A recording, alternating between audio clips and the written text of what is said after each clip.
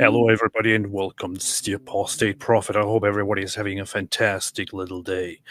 Today is a good day because today we are doing a live stream on this channel out of all channels with a show that is fantastic and that has no name, but it could always be named The Screaming Goats Show. Yeah, because the Screaming Goats podcast.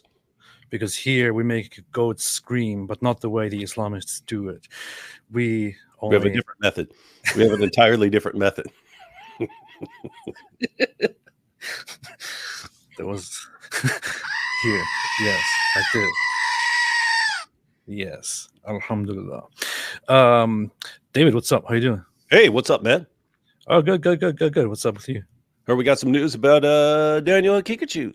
Oh, we do indeed. And in fact, it is about Daniel Haqiqatjou, sponsored by our dear friends over at Visegrad 24, who have recently who have been engaging in some investigative hidden cam stuff and going on campuses and things like that. And they came across Daniel Haqiqatjou on one of their hidden cam operations. Hey, Visegrad's cool and stuff, but are they copying what's that? What it's like O'Keefe dude? O'Keefe? The guy who goes around and like investigates everyone. Yeah, they're doing that, but better. Veritas? Is that Veritas? Yeah. They're like Veritas, but they're actually good. So Visegrad is actually doing it the good way. So that's what they do. They're going around and investigating stuff and coming across also some Islamists being hosted on credible universities like a Queen's College in New York, and exposing to people what kind of stuff Daniel Haqiqatjou talked about at Queen's College, where apparently it is totally normal for an Islamist who believes in slavery and pedophilia and all kinds of ridiculously regular Islamic things, where somebody like that can be invited and just talk, and people wouldn't have quite the same tolerance if somebody of a different religion came and talked, in a slightly offensive way about their own religious beliefs or about others. But when an Islamist does it, it's totally fine, as it seems. Yeah, and I have to say, the most significant takeaway in all of this is not whatever insane conspiracy nonsense Daniel's spouting at Queen's College. It's the fact that the MSA, the Muslim Students Association at Queen's College, when they have to pick someone who's going to deliver some powerful remarks, they choose the world's leading defender of child marriage, the world's leading defender of beating women and beating your wives into submission, the guy who wants to bring all this stuff back in all its Sharia compliant glory. Why is this relevant? Well, if you go back 10 years and I were talking to the MSA and I said to the MSA, hey, you guys, Islam supports child marriage and killing apostates and all these things, they would have said, no, you bigot, you liar, you Islamophobe, you bigot, liar, Islamophobe. That's all I would have gotten. And here we are. True colors. Who do you want to speak? The guy who defends child marriage and killing apostates and all these things. That's who we want speaking at our events. True freaking colors. So the question is, MSA, when just a few years ago you would call us all liars for saying any of these things, did you know back then that you were wrong? Like, did you know it? Were you in a state of ignorance about what Islam teaches and you were just calling us liars out of ignorance? Or did you know and you knew we were right, but you didn't want people to know it, so you called us liars, and now you think you can get away with it, and so now you're a little more comfortable stating what you actually believe. But we have noticed your true colors shining. I see your true colors shining through. whatever. Liar! You're a liar! Yes. Here is one person repeatedly saying the same thing in Turkish. Not in Turkish, actually. Tariq Arkan said, "Hi, Ridwan, did you watch Turkish Agnostic Diamond Tema versus Jihadist?" I haven't watched it. I am aware that there is big controversy in Turkey right now. It was all over the media because this guy that I actually previously talked to and interacted with, That guy? no, not this guy. This guy looks like a weirdo. He kind of looks a little, it's like his face looks like he's 15 and his hair looks like he's 45. Yeah. So this guy here, he is an agnostic dude in Turkey. Is this the Islamist guy? What the hell? What is this? Who's an agnostic nowadays? It's so like 1990s. But the thing is, apparently they had a debate 8 days ago, and it has like 4 million views, and because of things that he said during this debate about Sharia and Islam, there has been an arrest warrant has been issued for him for offending Islam or offending people's religious beliefs or something like that. Is this debate's in Turkish? Yeah. Oh, okay, so I wouldn't understand. The guy I think he left the country as soon as the thing was announced. Smart. But yeah, I don't know what's up with all of this. This is just Turkey. What do you expect? Garbage country. Garbage state. Stick a fork in it. Yeah. The thing is, I think this guy used to like me, but then when I started tweeting certain things in support of some separations inside Turkey, he then started shunning me and rejecting me fully. Because Turkish people are very nationalistic. I like him more and more by the moment. And you can't say things like Kurdish people should have their own right to do whatever they want. Anyway, so yeah. Nevertheless, despite our big differences, it's a disgrace that Turkey does things like these. I also have arrest warrants against me from Turkey, many of them, which is it's because it's a stupid country, a stupid state. It's pretty dumb. That's what they do. That's what they do. That's what they do. That's what they do. But I'm not going to Turkey. I'm here. You're hiding, boy. You're hiding. Yeah, I'm hiding. Rebecca, who is 3 years old, said, "Oh, I thought Daniel got arrested for a moment." No, it's not Daniel. He didn't get arrested. He should get arrested for something, but he didn't get arrested yet. Come on. We don't, like 5 years from now, he's got work to do. Yeah. Good to see you here, Rebecca. You need to grow up, though. You've been 3 years for so long. It's ridiculous. So, your whole life. Yeah. Strong, though. Super strong. You want to have a look at this, David? What? You want to have a look at this, David? Have a look at this, David. Hidden Cam, Queens College Platform's radical Islamist YouTuber on campus. Alhamdulillah. There are some things that I want to look at regarding Daniel Haqiqatjou, including Kim Iverson had him on recently, and well, she's not getting views at all here. That's funny. Now, he said some really disgusting things to her. Recap who she is. I recall her. I just recall her saying something really stupid on Twitter at some point. That's what she usually does. She usually says very stupid things on Twitter. She is mainly active on Rumble, I think, and also now on Twitter. I'm not entirely sure where she is on the political spectrum. She seemed kind of slight left and then further right. And now with the whole Israel-Hamas war, she has been hardcore anti-Israel and going buddy-buddy with the whole neo-Nazi crowd a little bit while pretending not to be one of them. And is very, very much keen on spreading incredibly ridiculous misinformation on Twitter, is also following me and occasionally comments on my things. But I have invited her recently to a debate or to a discussion. Despite following me and obviously receiving the message, she hasn't responded so far, which is very disappointing. But yeah, so she's one of those people. And she had him on, and apparently he talked about how having sex with little children is cool and should be brought back. Yeah, which is very based, and also about how slavery is not immoral. Well, So we want to look at those things and keep in mind, there's some overlap there, right? So he talks about banging little kids and supporting slavery. Yeah, but you can also get the little slave toddler. Yeah, and he says there's no age restrictions on that sort of thing.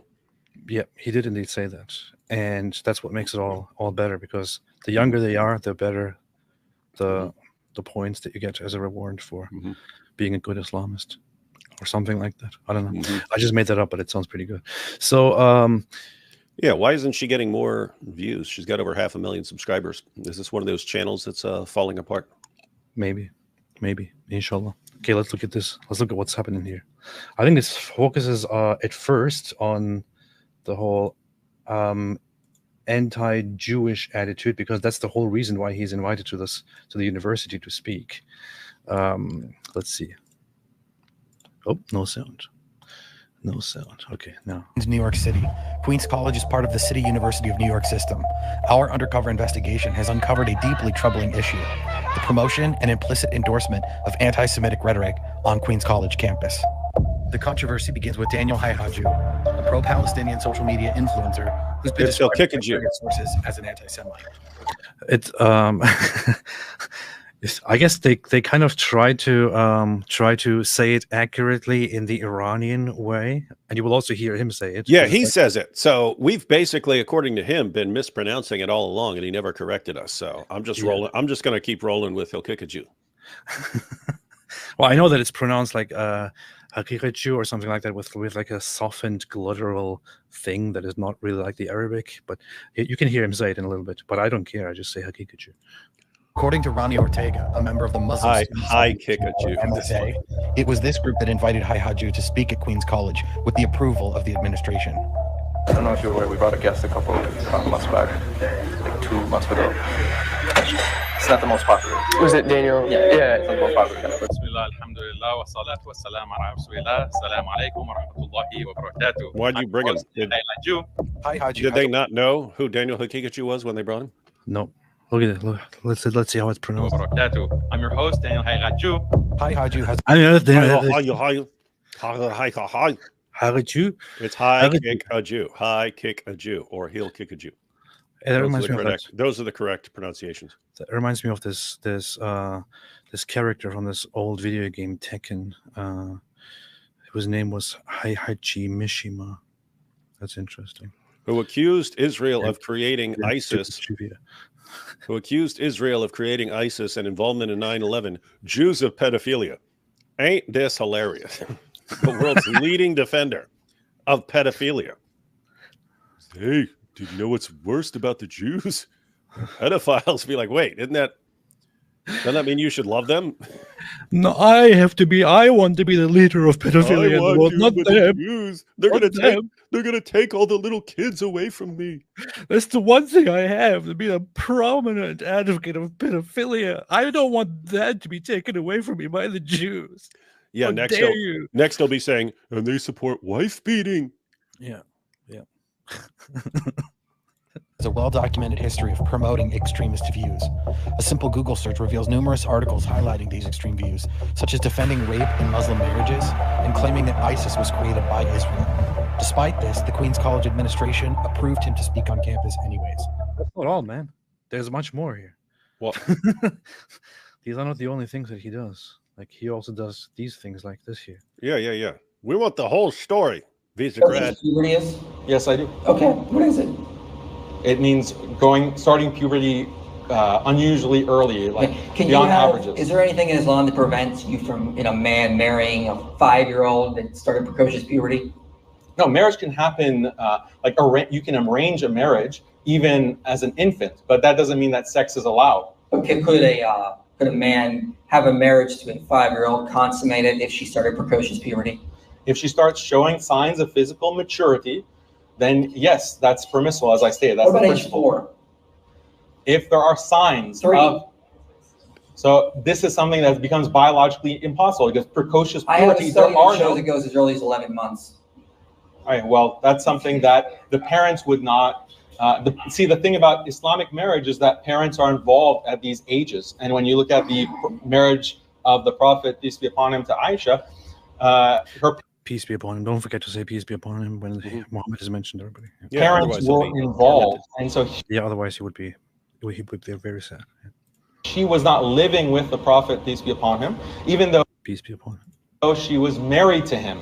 So the parents have oversight, and sometimes a qadi or a judge can have oversight if the guardians are not capable, to make sure that the rights and the physical well-being of a child are not, or a minor, are not harmed by that marriage. What about, because you've tried to justify I really like the fashion statement, though. It's like I know he doesn't usually focus on that aspect, but I like that he brings fashion to the table as well, aside from just the whole argument for pedophilia and slavery.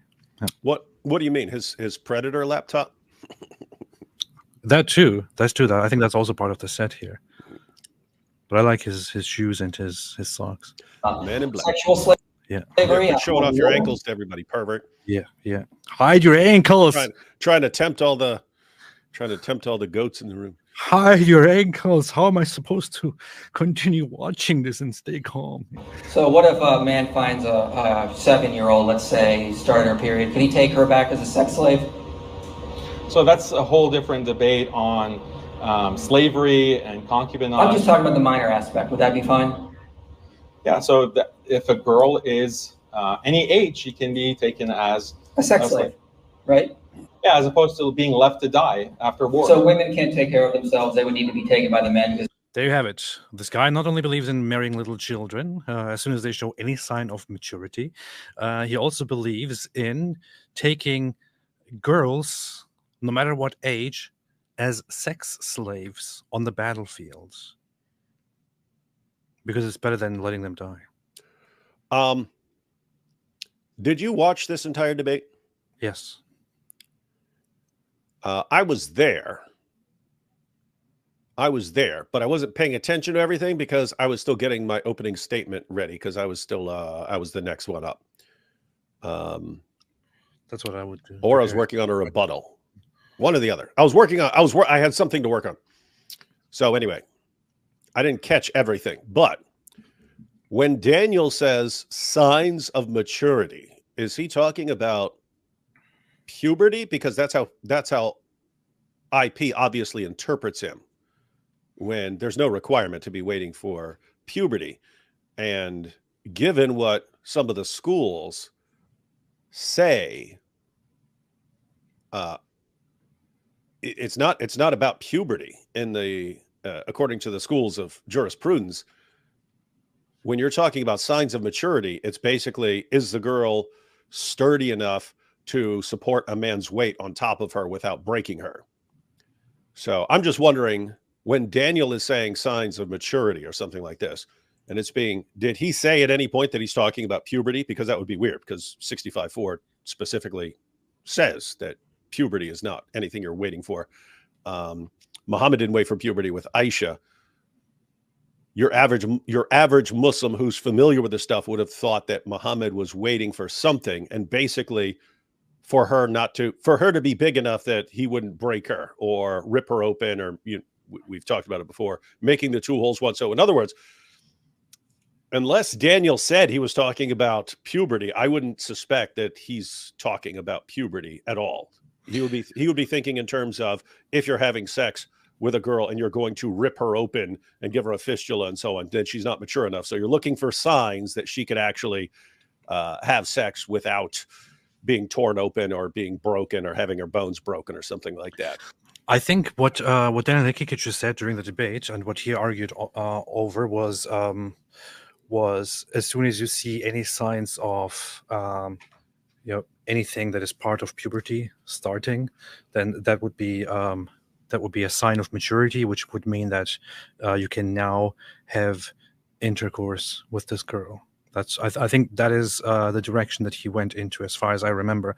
IP would probably have a better memory of what exactly that is about. He also wants to again in a few weeks, I think, respond to Daniel, because he recently lied once again about the Oh, whole shocker. Daniel lying? Yeah, which I didn't expect at all. But yeah, he lied, unfortunately. But I'm pretty sure that is what he was going for, which makes him actually less traditional than the Islamic tradition generally is, which just says, if you're sure that she's not going to be broken forever, then you can go ahead and do it. This is Islam. Beautiful religion.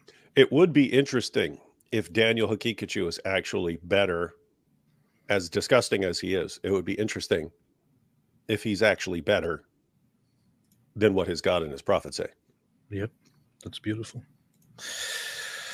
And we'll recall Muhammad Hijab specifically saying the verse 65:4 clearly refers to sex with girls before puberty. So he says puberty can't be a requirement. He said there's no way around that. He is absolutely correct. Alhamdulillah. That's true. Even more troubling is the presence of the Queen's College Dean of Students at this event, Dwayne D. Jones. His attendance suggests not only a passive tolerance, but an active endorsement of Haqiqatjou's hateful rhetoric. This involvement by a high-ranking college official underscores a much larger issue within Queen's College. I think I remember you from one of the events that I went to with the speaker, Daniel Haqiqatjou. Oh, okay. The student here? Yeah. I was there, yes. Are you affiliated with the MSI at all? Or? No, I'm the dean of students here. Oh, you're the dean? Okay. So this guy is a dean of students, and apparently he didn't have a problem at all with the fact that Daniel Haqiqatjou arrived there and gave a speech there, and had a Q&A section there, and we will also hear in a little bit what are the things that he said there. Apparently this guy had no problem with it either, and everything is just fine.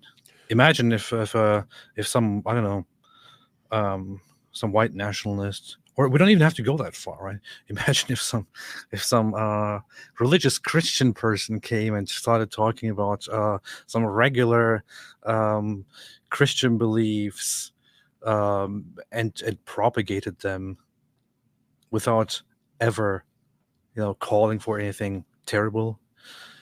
I mean, people would go crazy about that. Mm-hmm. We can't ignore the fact, though, that this guy's pretty cool looking. That's he's true.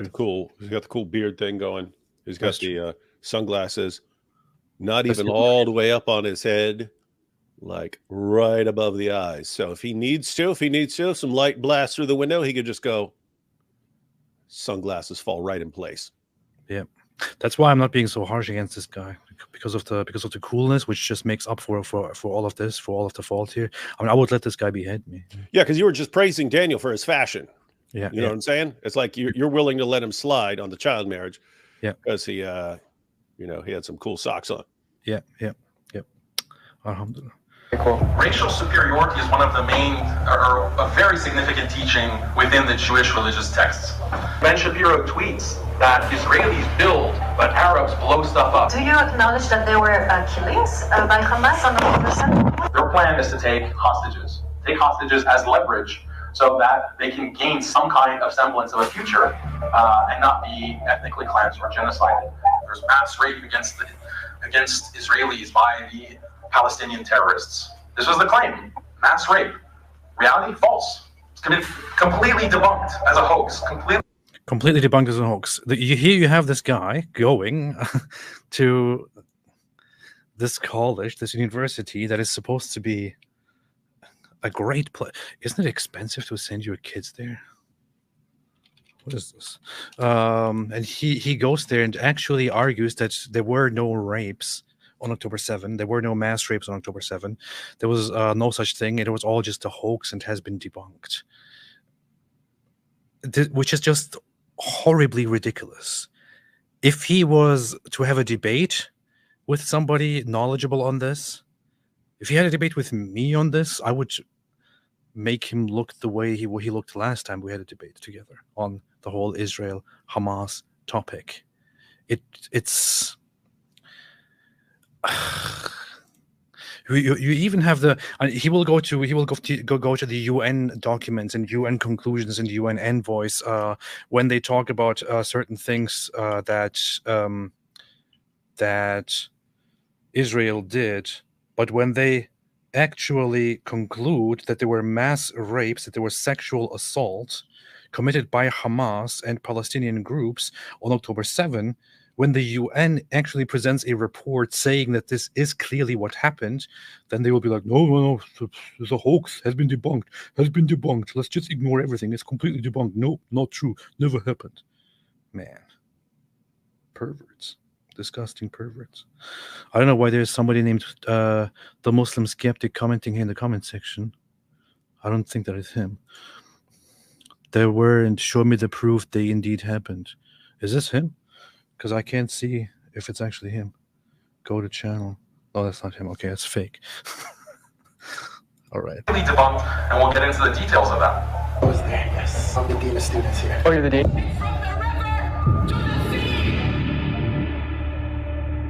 My question is, do you acknowledge that there were killings by Hamas on October 7th? The Palestinians decided that now is the time to act, now or never. We have to break out of this concentration camp, and we have to secure some kind of leverage, because we have zero leverage. They're being starved to death, so they break out. Their plan is to take hostage. Wait, they were being starved to death before October 7th. That's what he's saying, right? They're being starved to death.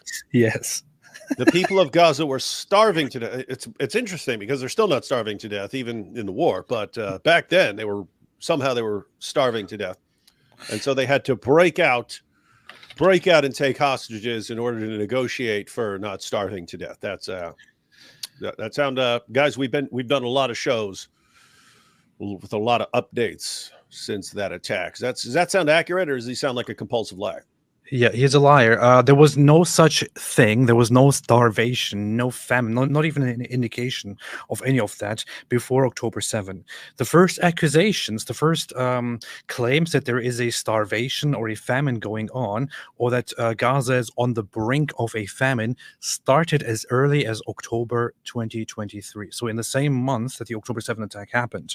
Ever since, the narratives kept switching between starvation is imminent and starvation is happening. Famine is imminent. Famine is happening. We now have the report from the IPC, which actually went there and conducted the research. According to their research, there is serious concern in several places in Gaza, especially in the north, but there is no evidence to officially declare that there is a famine in Gaza. Imagine the first claims were made in October 2023.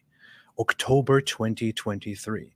Now, after the first official professional expert research in the field, the conclusion is there is a risk, but there is no evidence that there is a famine going on. That's it. But there was before the attack. Yeah, and this guy is claiming that there was one before the attack. That doesn't make any sense. They were being starved when nobody even claimed it. They had to break out. Which is why they had to take hostages to have leverage. What? And so they had to do this to get their leverage. How's that working out, Daniel? Yeah. Was this a good plan? Yeah. Definitely was a fantastic plan. Here is the New York Post saying there is no Gaza famine, so why is the pro-Hamas media silent about this? Great news. Here's the National Post reporting on the same thing, and here's actually the ICP report, which does say that famine is imminent and that there is a catastrophic insecurity, but the report concludes that there is no evidence that an actual famine has been taking place. So there's not enough evidence to conclude such a thing. But this guy is arguing that already before October 7 there was a famine. What the hell? Or starvation. They were starving. Yeah. They were starving. They had to break out, and they're just looking for food. Based. Yeah. Just looking for food and wanted to take a couple of hostages to negotiate for more food. They just walked into Israel because they were looking for food, because they had nothing to eat, and then accidentally they killed a bunch of people and took others hostage. And yeah, man. True colors, ladies and gentlemen. True colors. Anyone who will sit here and listen to this guy spout this nonsense, it's you are asking to be deceived, and you like deception. That's what it's. Just acknowledge it. Just acknowledge. We don't care about reality. We don't care what really happened. We're just going to say this, even though it's factually false. But that's what kind of people we are. That's good to know. Good to know. That's what they do. That's what they do. That's what they do. I said it's what they do. Well, that's what they do. Yeah. Take hostages as leverage so that they can gain some kind of semblance of a future and not be ethnically cleansed or genocided. The criticisms that Yeah, did you catch that? it's all They broke out, took a bunch of hostages so that they wouldn't be genocided. Yeah. What AP? Correct me if I'm wrong, but hadn't Israel completely just pulled out of Gaza? Yeah. How are they being genocided? How are the people of Gaza being genocided? They were not being genocided. No. Daniel just said that the reason they had to break out was to gain some leverage to avoid being genocided. Oh, well, that's true. Well, they were not being genocided. They were starving and being genocided. I mean, now there are these misleading things like the population growth in Gaza, which goes like that, but don't let that distract you from the starvation and genocide that were going on, according to Daniel Haqiqatjou. Massive genocide taking place, which was nowhere to be seen. There was no evidence of it, and what Hamas did, they actually just wanted to demonstrate that a genocide is taking place, and that if you believe that there is a genocide taking place, then you will see it, because believing is seeing. Mm-hmm. So that's actually what happened. You're just misjudging everything here.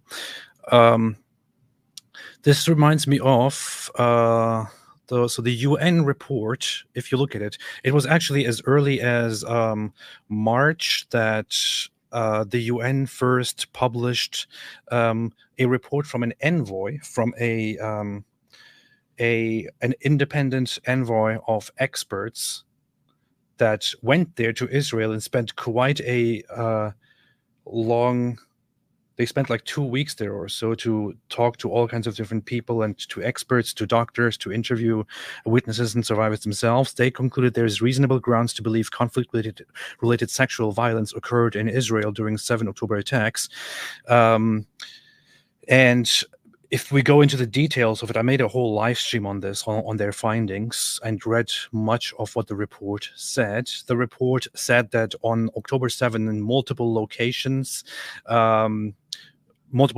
sexual violence and sexual abuse occurred against Israelis, and that also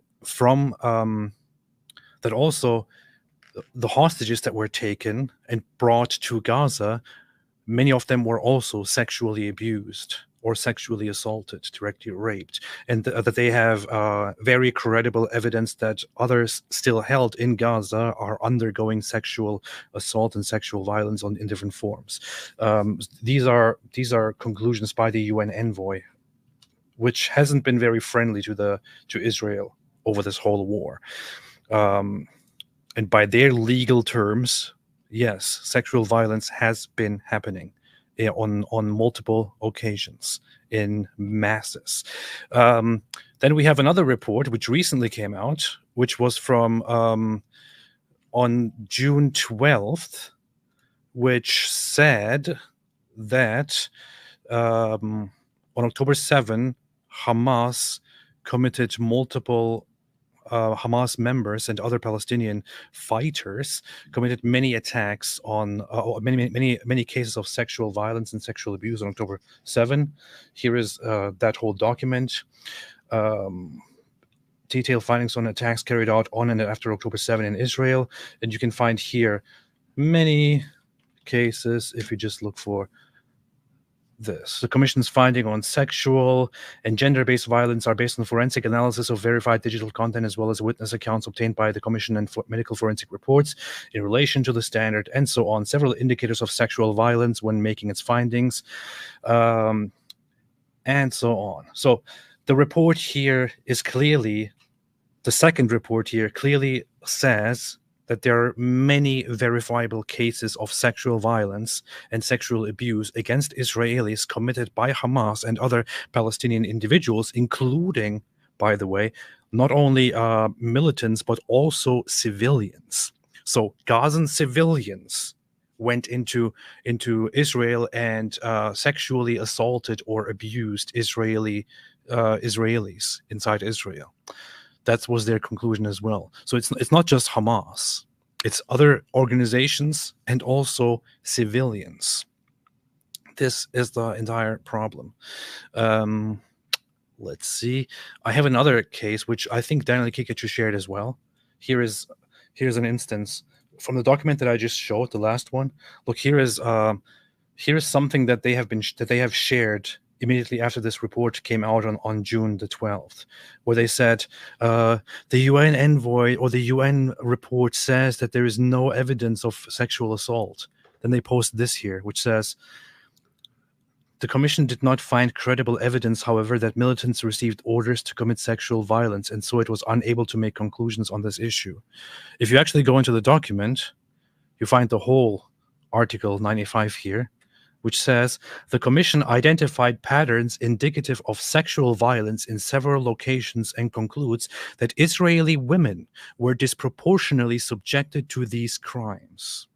The attack on 7 October enabled perpetrators to commit SGBV, sexual, what's that? Gender-based violence? Yeah, sexual gender-based violence. And this violence was not isolated but perpetrated in similar ways in several locations and by multiple Palestinian perpetrators. The Commission did not find credible evidence, however, that militants received orders to commit sexual violence. And so it was unable to make conclusions on this issue. So the sentence here, which they used in this one, only says that they couldn't find that they received direct orders to do these things. They did find, however, multiple instances of them carrying out such attacks. However, inflammatory language and disbelief around sexual violence observed with both parties risks silencing and discrediting survivors, further exacerbating trauma and stigmatization. Fantastic, right? This is, ironically, this very same article is pointing out that people who deny that sexual assault is taking place are making the case worse. And these propagandists actually cut that part out to then argue that there was no sexual assault. Yeah, that ranks right up there with Hijab citing an article saying how many Hamas commanders had been killed and then saying that it's a 100-to-1 ratio. Yeah. There's this ongoing issue of completely misrepresenting what a source says because stupid people will fall for it and go, oh, look, there are words up there. So if there are words up there, then that must make it true. Oh, the words. Why else would there be words up there? Why else are there words? I posted this before, which directly explicitly says that civilians participated. Look at this. Deliberate targeting by Hamas. The Commission further noted that in relation to the attack of October 7 in Israel, members of the military wing of Hamas and other Palestinian armed groups, as well as Palestinian civilians who were directly participating in the hostilities, deliberately killed, injured, mistreated, took hostages, and committed sexual and gender-based violence against civilians, including Israeli citizens and foreign nationals. It says here further, the Commission also identified patterns indicative of sexual violence on several occasions and concluded that Israeli women were disproportionately subjected to these crimes, and so on. So this is all documented. And this guy actually sits there at Queen's College and says, oh, it's all a hoax, has been debunked. Disgusting. Pat's Leatherstrap said, great, Daniel hanging around schools again. Actually, when I saw hidden cam, Daniel Haqiqatjou, I'm like, oh no. They brought a hidden cam into the daycare that Daniel runs or whatever, and what do they find there? The Daniel Haqiqatjou daycare. These people are too old for Daniel Haqiqatjou. It's a college. It's way too old.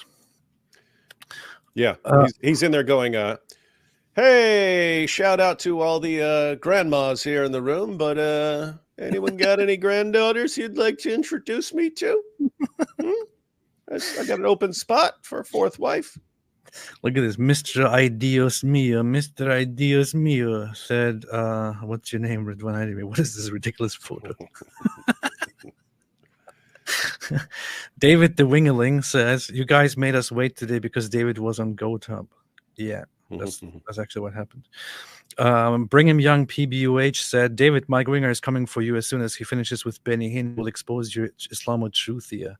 Yeah, That's true. What's gonna happen. Well, considering he'll never be finished making videos about Benny Hinn, since every video is like 17 hours. Who's Benny Hinn? Benny Hinn? Yeah. He's one of those faith healer type guys but like the one who waves his hand over the audience and like people fall over and stuff like that. Oh, that's nice. That's cool. I always like that stuff. Takes a good amount of acting. Pat's Leatherstrap said that dude looks like a mashed up Konstantin Kissin. Who? Which one? Which dude? Yeah, we don't know when that came from. I don't know. Where did you come from? Viati Vistu says, according to the Hadith, Muhammad's real name was Qutham ibn Abdallah, which when charitably translated becomes slave of Allah. Really explains most contempt for his own culture tribe. Do you know about this theory, which I vaguely heard here and there, David? No. Do you know anything about this? I know the people who are arguing for this and so on, but I don't know enough about the theory. See, David is ignorant. I don't know much about it either to comment on it. So that's that. Celeria Sings said, hope that you guys don't mind me hijacking a stream to say pretty much my whole family got hit with the stomach bug and I'm asking for prayers. Oh, that's based. Stomach bugs are cool, though. So, but I wish you all the best, if that helps. Monkey Mike said, Ike from South Park have been 3 years old since 1998. So I think Rebecca is doing fine. Yeah, Rebecca is based. 3 years old. Signs of maturity says that Shake It Off video you played the other day with Daniel Pikachu is the best expose on Islam I have seen to date. The very end summary is David Wood spec. That can't be right because I made the best videos as the best expose on Islam, so that can't be accurate. But I believe you. Dove Blackfeld pronounced Haqiqatjou it's all in his name. Yeah, it's actually Daniel Haqiqatjou. Daniel Haqiqatjou. That's what his name is. And finally, if a non-Muslim said the same thing as Daniel Pikachu, they'd be getting investigated by the FBI. Yeah. I do think that the FBI is onto Daniel Haqiqatjou, though, because he was crying about that recently when he was trying to arrange a debate with me. He was like, they're sending the FBI on me, so I have to be careful what I say. It's all show. Yeah, that's how it is, though. Yeah. None of these guys are going to ever say something like blatantly, like dumb. You spoke of 50% of young adults declining to affirm the belief the Holocaust happened, and 20% believing the Holocaust was a myth. It's either you do believe it exists, and therefore it should be part of the truth-telling that you talk about, or you believe either part of it is untrue or all of it's untrue, and you should say it. The statistics about the percentage of the younger generations who have questions about the Holocaust narrative, that's just reporting facts. And when I say reporting facts, like that's what surveys show. Surveys show that more and more people are questioning this narrative. I affirm everything that is legally required of me to affirm of the Holocaust. That's it. I believe that 6 million Jews were murdered by Hitler in the Holocaust. If someone says that 5,999,999 Jews were killed in the Holocaust, I consider them a Holocaust denier. He's parodying the Holocaust position, or the Holocaust denial accusation position, by making this ridiculous, stupid scenario where if you say that only 5,999,999 Jews were killed, then you are a Holocaust denier. You have to say 6 million. This is. I mean, a parody is good when it makes sense, and when there is at least a little bit of accuracy to it. The actual idea of the Holocaust victims and how many Jews were killed is not that it is precisely 6 million.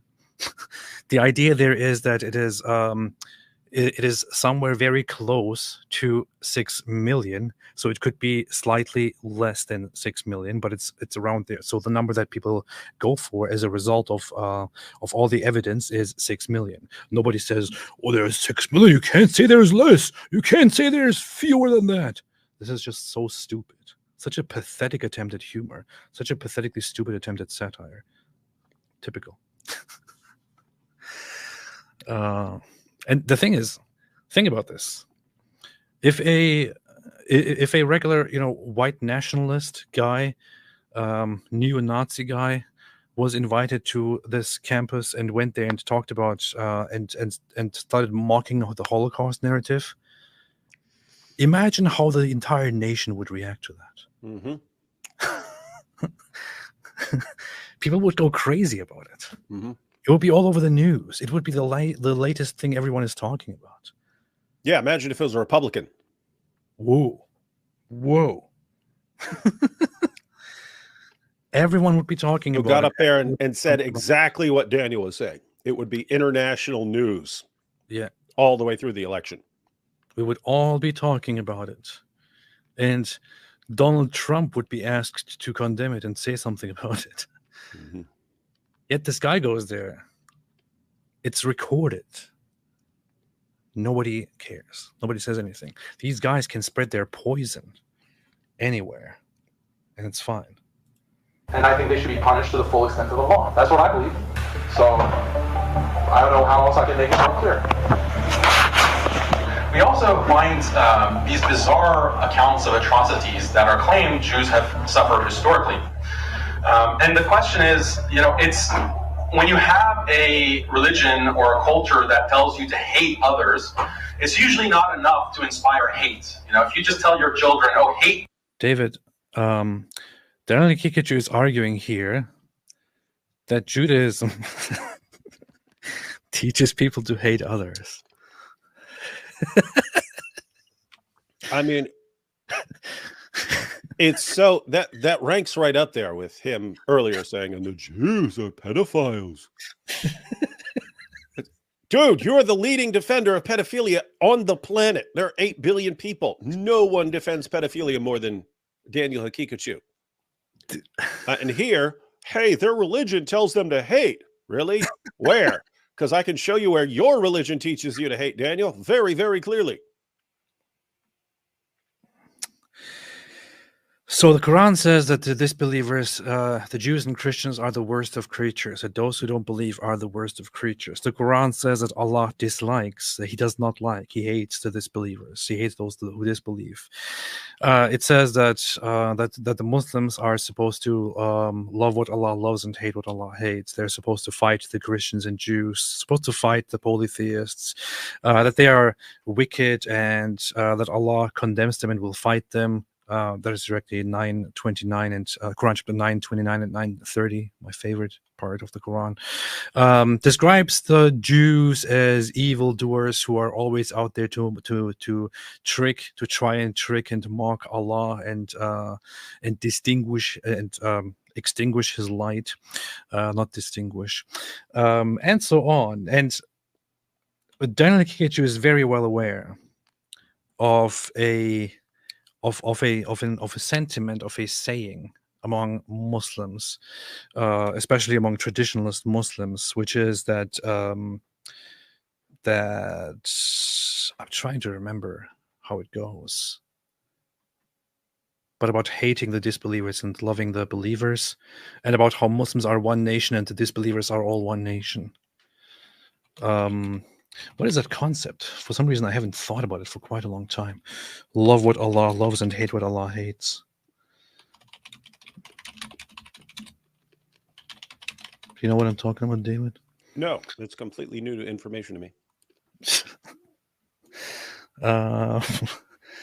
Sure it is. Definitely is. Definitely is.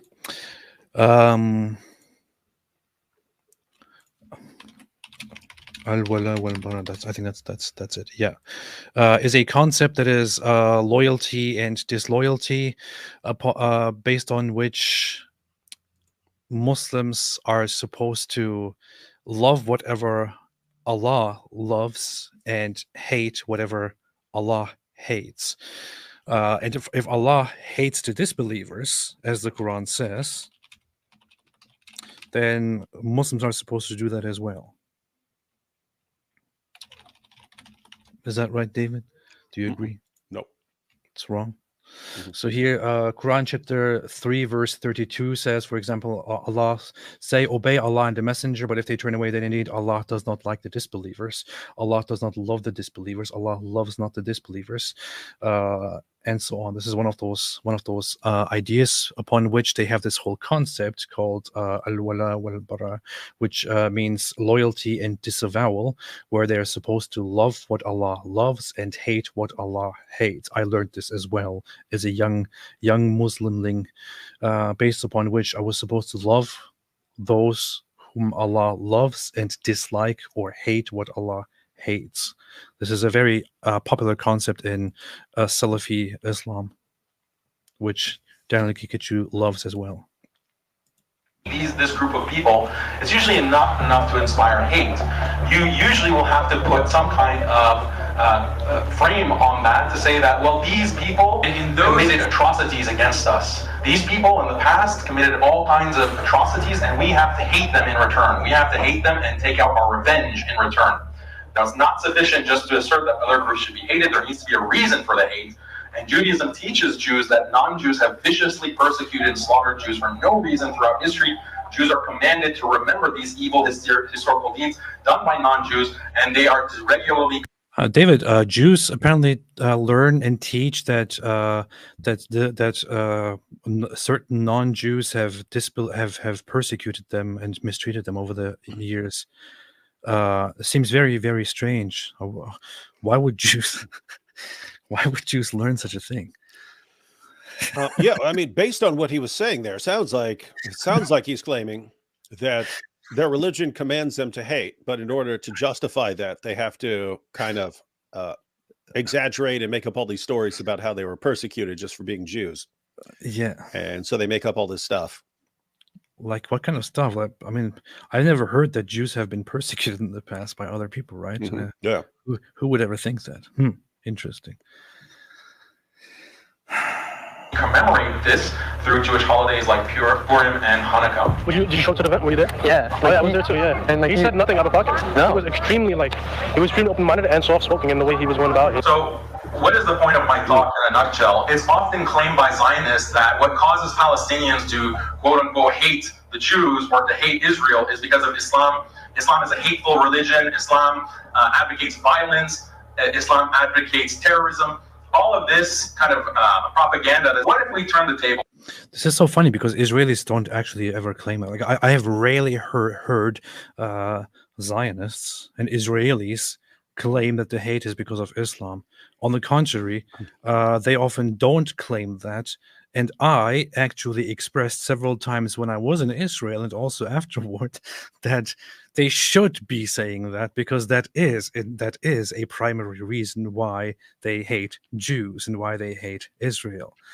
So, yeah, it's us saying that this has something to do with religion and that Islam causes this. And Daniel, if you'd like references, we can give you endless piles of them from your sources calling for the violent subjugation and eventual extermination of Jews, and thus you guys being obsessed with not taking a loss to the Jews and preferring to remain in an endless cycle of violence, because you'd rather do that than just take a loss. So, I mean, if your book calls Jews and Christians the worst of creatures, if your book says that Jews are the most vehement in hostility towards the believers, and your prophet calls for the extermination of Jews, how in the name of common sense can you say that the claim that this hatred of Jews has something to do with Islam? How can you say with a straight face that that's just propaganda? You know it's not propaganda. You know it comes right from your sources. You know it. But you know you're talking to a bunch of idiots too. Yeah. So you can say what you want. By the way, this report, you can find this report here on Visegrad 24, which has a growing YouTube channel. Aside from there, on X, on Twitter, they have 1 million followers now, and are increasingly sharing news and also tackling the whole Islamism and Islam stuff. Would always recommend following them. also because they conducted one of the best interviews with me ever, where I was walking through Jerusalem through the Muslim quarter, and then one with David where they were sitting in Tel Aviv at a very nice location. So very, very nice channel. Yeah, there was no way I was going to walk through the Muslim quarter talking.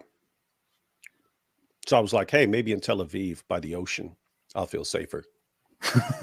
Yeah, David was scared. I was like, was scared. I don't even know what it means. No, actually, I recorded mine first, and I insisted on being by the ocean in case I needed to run, and I would have the ocean that could flee.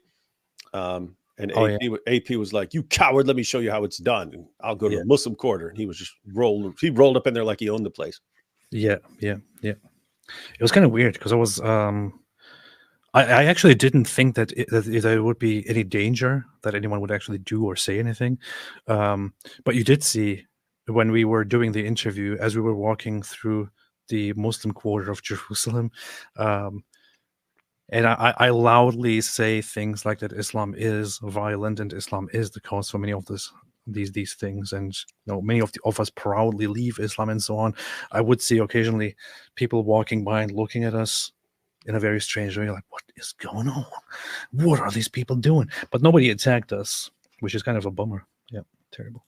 For at least one talk at a university. What does the Jewish religion teach? What do we find within Jewish texts?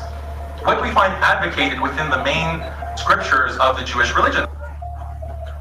So, racial superiority is one of the main, or a very significant teaching within the Jewish religious texts. Judaism doesn't teach that Jews are racially superior. It doesn't. And we actually went through that, right? I also had two religious Jews on here to specifically analyze that and respond to that. Well, that's also in the Torah. God says, I'm not picking you because you're better or greater than the other nations. I'm doing this because of my promise, the promise to Abraham and so on.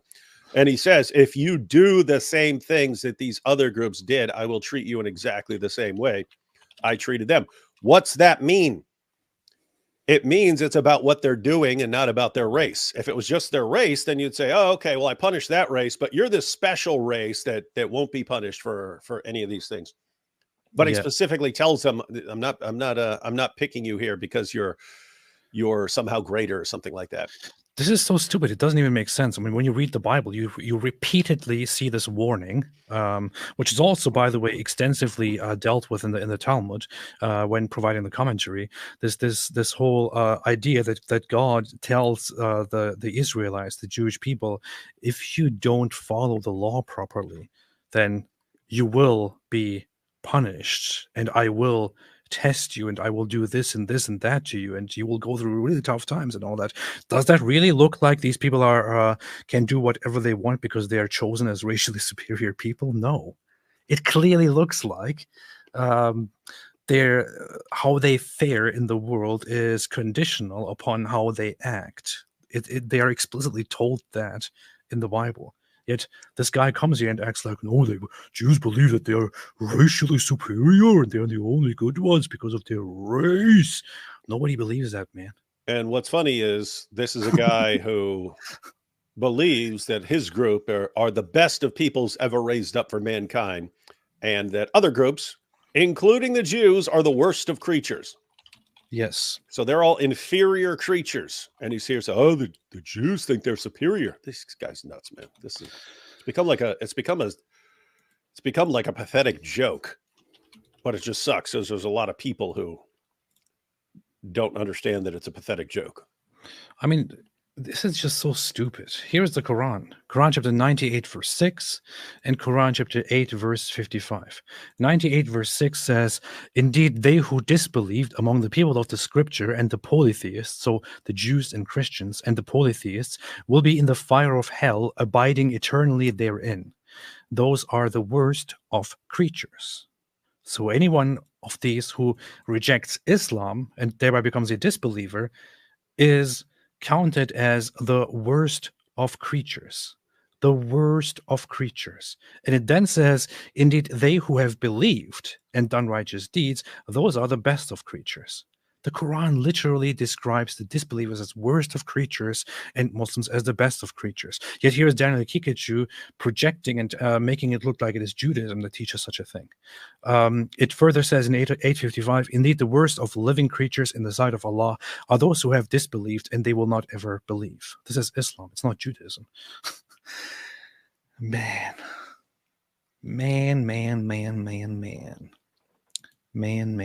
This is just so stupid. Yeah, it's pretty pathetic. Pretty stupid. I should have some quotes handy here, what to bring up in response to this kind of stuff, which we might get into at some other time. Where Jews actually talk directly with the sources about the whole idea of chosen people to Jewish people. And you can see that it's nothing like what Daniel Haqiqatjou talks of it as. Ben Shapiro tweets that Israelis build, but Arabs blow stuff up and live in their own sewage. When he tweets that to the world, he has no shame. Like, what makes him even think in such a racial way, in such a racist way, to denigrate Arabs, 500 million people in the entire world, as being just violent, irrational terrorists who blow things up and live in sewage like rats? The other claim Hamas has... Pretty sure he made that tweet a long time ago, like over 10 years ago, and within the context of the conflict, so referring to those Arabs on the other side of the fence, not to Arabs in general. And also, by the way, is something that he said was a dumb tweet and apologized for later on. That's what he goes for. Meanwhile, he talks trash about Jews all the time, and even argues that that Jews build underground child trafficking and sex trafficking tunnels, and things like that in New York. The Jews are the ones who are big on tunnels. Man. Weaponize sexual assault and engage in mass rape. There's mass rape against Israelis by the Palestinian terrorists. This was the claim. Mass rape. Reality? False. It's completely debunked as a hoax. Completely debunked, and we'll get into the details of that. So the entire... Yeah, we already addressed that. He says that this is a hoax. It's not. It is totally not a hoax. And if he had a debate on this issue with anybody who actually knows their stuff, he would look ridiculous. And then similarly, there's these accusations that are made against Palestinians, but the truth is that the IDF has been raping, Israel has been raping not only other IDF soldiers, but also Palestinians. Wasn't the dean of students at the event too? Yeah, he was like, he was like, cool with it. Exactly. So like, why is this guy? I guess the dean. There was an overwhelming response that was positive. The way that the United States has tried to pressure states to obey international law, quote unquote. Think about this. This guy is not here to just talk about how bad Israel is. He's here to talk about Israel and also specifically about Jews. About Jews. What does Israel have to do with all of the things that he says about the Holocaust and all the other things he talked about? He's talking about Jews and how Jews are and how Jewish beliefs are. He specifically went there for this. I mean, would others be invited to talk like this about Muslims? Would this just fly very nicely? So, kind of putting together what his thoughts are. The Jews are told by their religion that they are racially superior to everyone else, and they have to hate everyone else.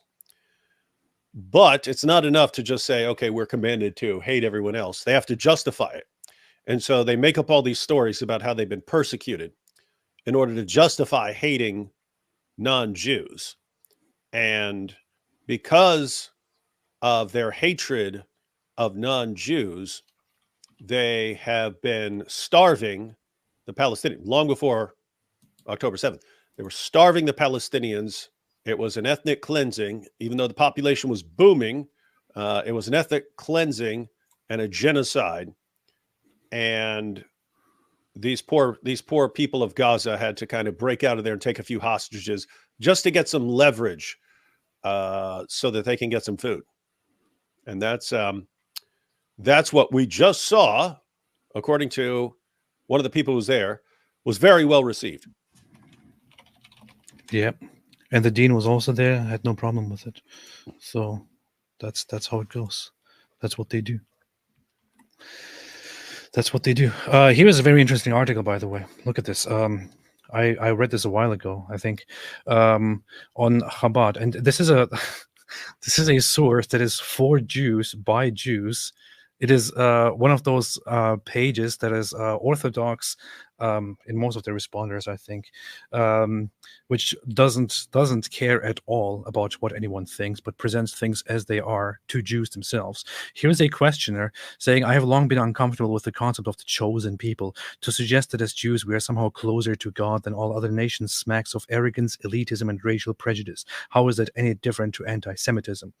Then this article, in response to a Jew asking this question and saying this feels like arrogance, gives a response. It's a fantastic question, and so on. You will now see clearly from an Orthodox source what they actually think, what they actually teach to other Jews. All agree that it was the Jews that introduced the world to monotheism, system of ethics. It is the survival of Judaism to this day, that it has to the eternal value of the system. Here, to say that this is ethnocentric is absurd for one simple reason. Anyone from any ethnic background can convert to Judaism and become chosen. Jewish chosenness is not a gene. It is a state of the soul. Anyone wishing to take it upon themselves is welcome, as long as they are ready to have their bubble burst. So Daniel was just telling us that Jews believe that they are racially superior, and they're racially superior and chosen, and by blood they are better than everybody else. However, here you have the Orthodox approach from Jews who are directly saying, no, that's not at all the case. Anyone can become Jewish. Further, it says, the arrogant person is not acting chosen. The true test of chosenness is how humble you are. You have passed this test with flying colors. Your humility is so deep it doesn't allow you to accept that you are chosen, while most other religious groups are quite comfortable claiming that they are the best. We Jews will do anything to say that we are nothing special. This is the attitude. Does it sound anything like what Daniel Haqiqatjou just said? No. Does it sound anything like these what these gropers online always say about Jews? No.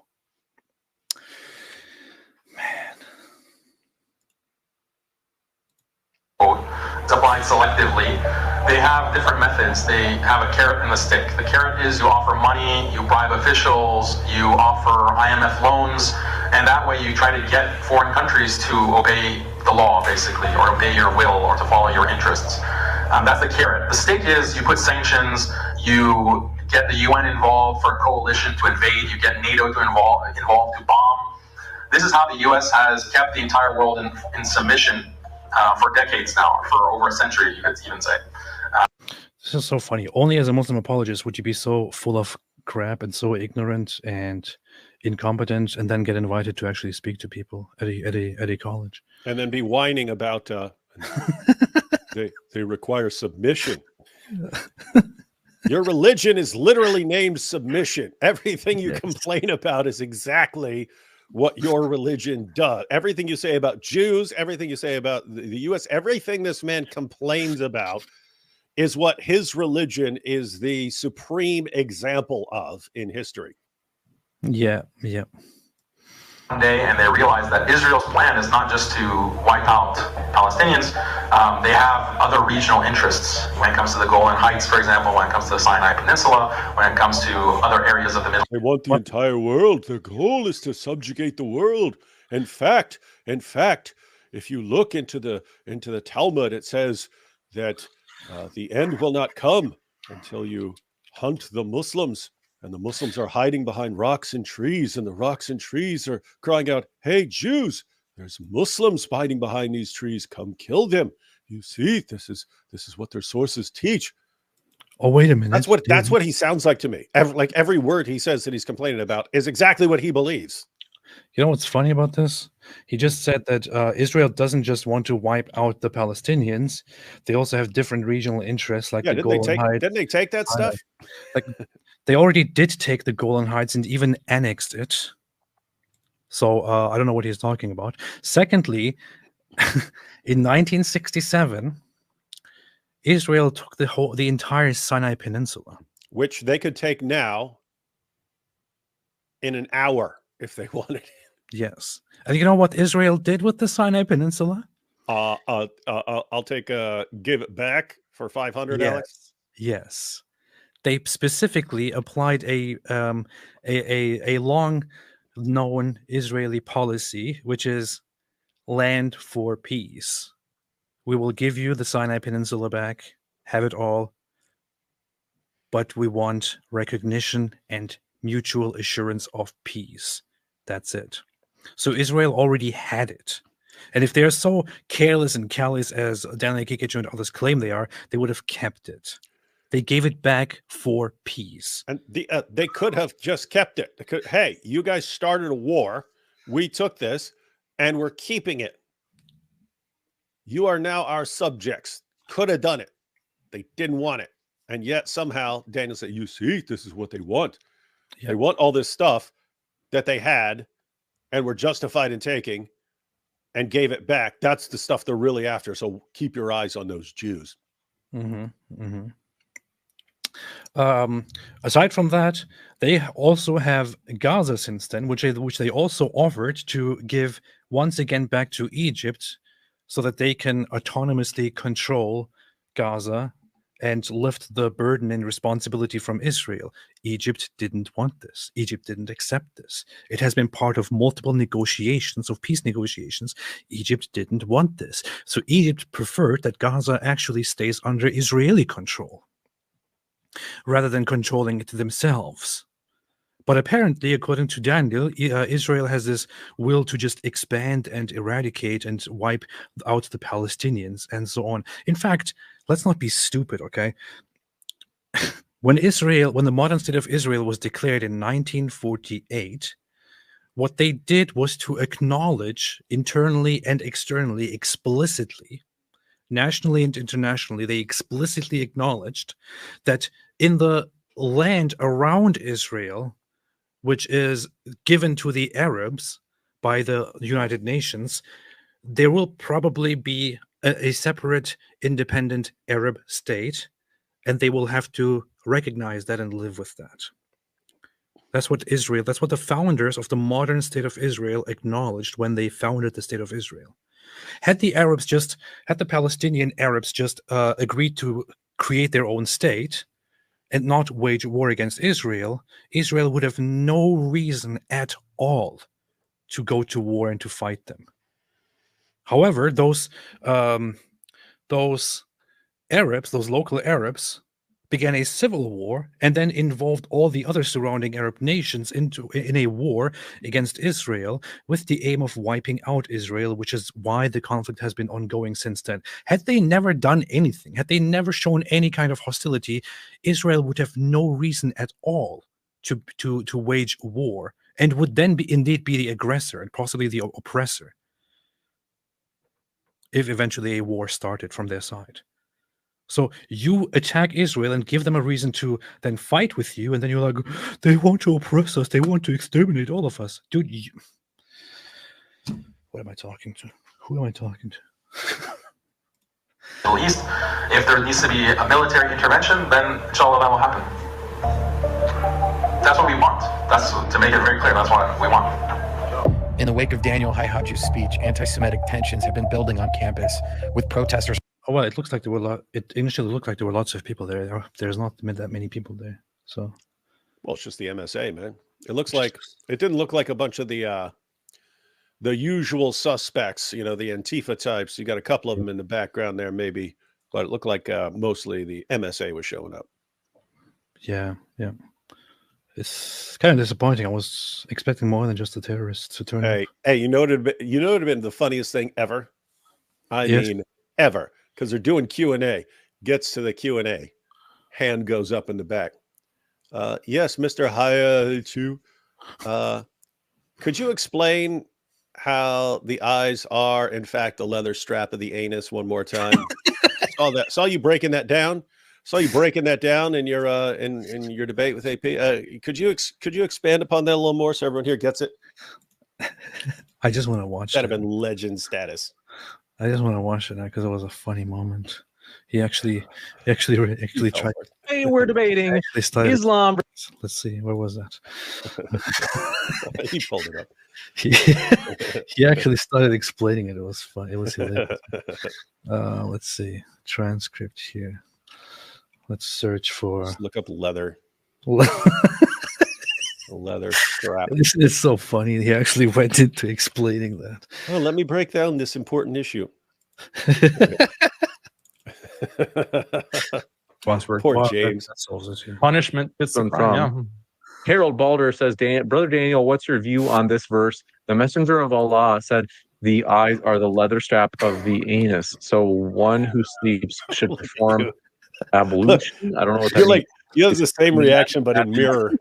203, book 1, Hadith 203. Yeah, this is like a ridiculous translation. The idea is that it's not ridiculous. When you ridiculous sleep, translation. There is a chance that you pass wind, and when you pass wind, you have to do your ritual ablution before you pray.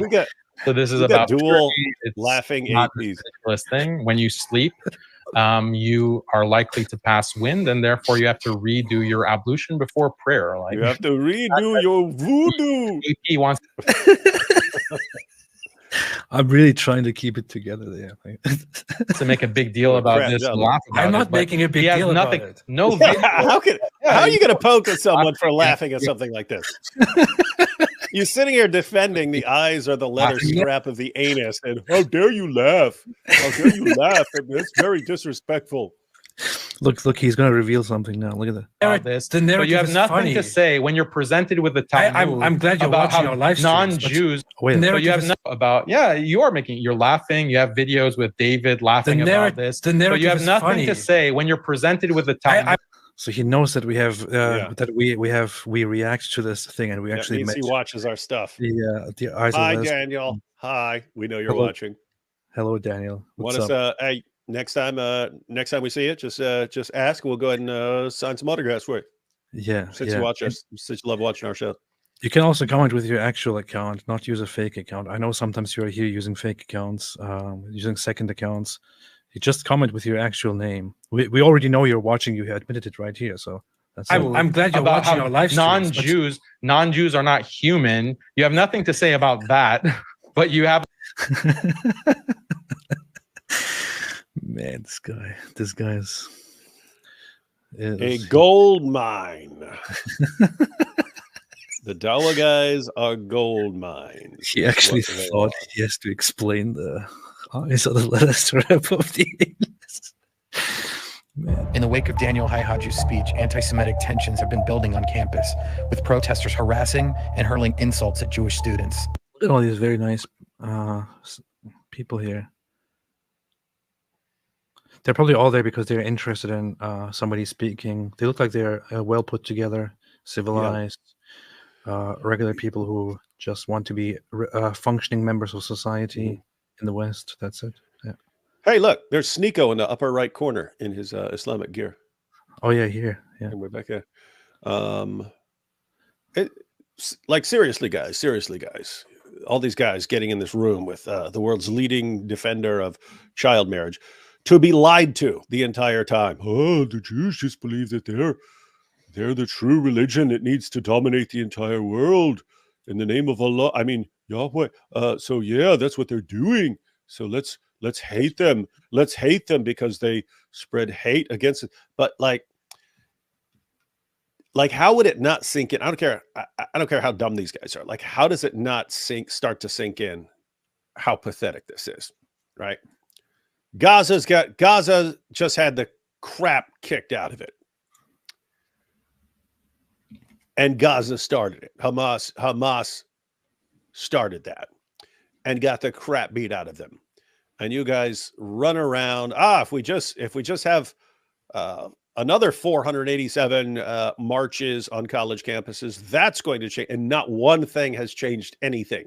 You are completely powerless. You are completely impotent. Your religion is completely useless for getting what you want out of this situation. How does that not sink in? How? Alhamdulillah. You're weak. You're weak. To be fair, these people don't look like they're actually listening. So, yeah, I don't know. There's an IDF soldier here. It says right there. This guy? Like the guy next to him. Over here.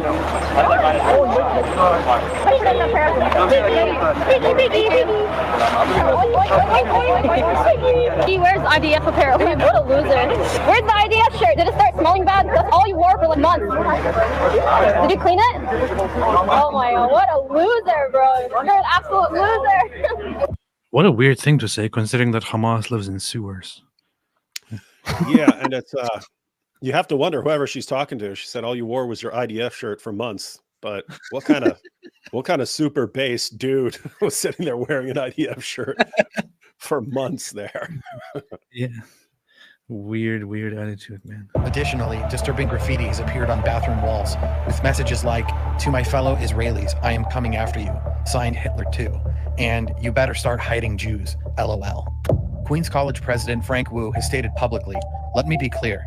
Anti-Semitism has absolutely no place on the Queens College campus." Except that you just invite and let this guy speak about how Jews are evil and all that. That's what they did. That's what they do.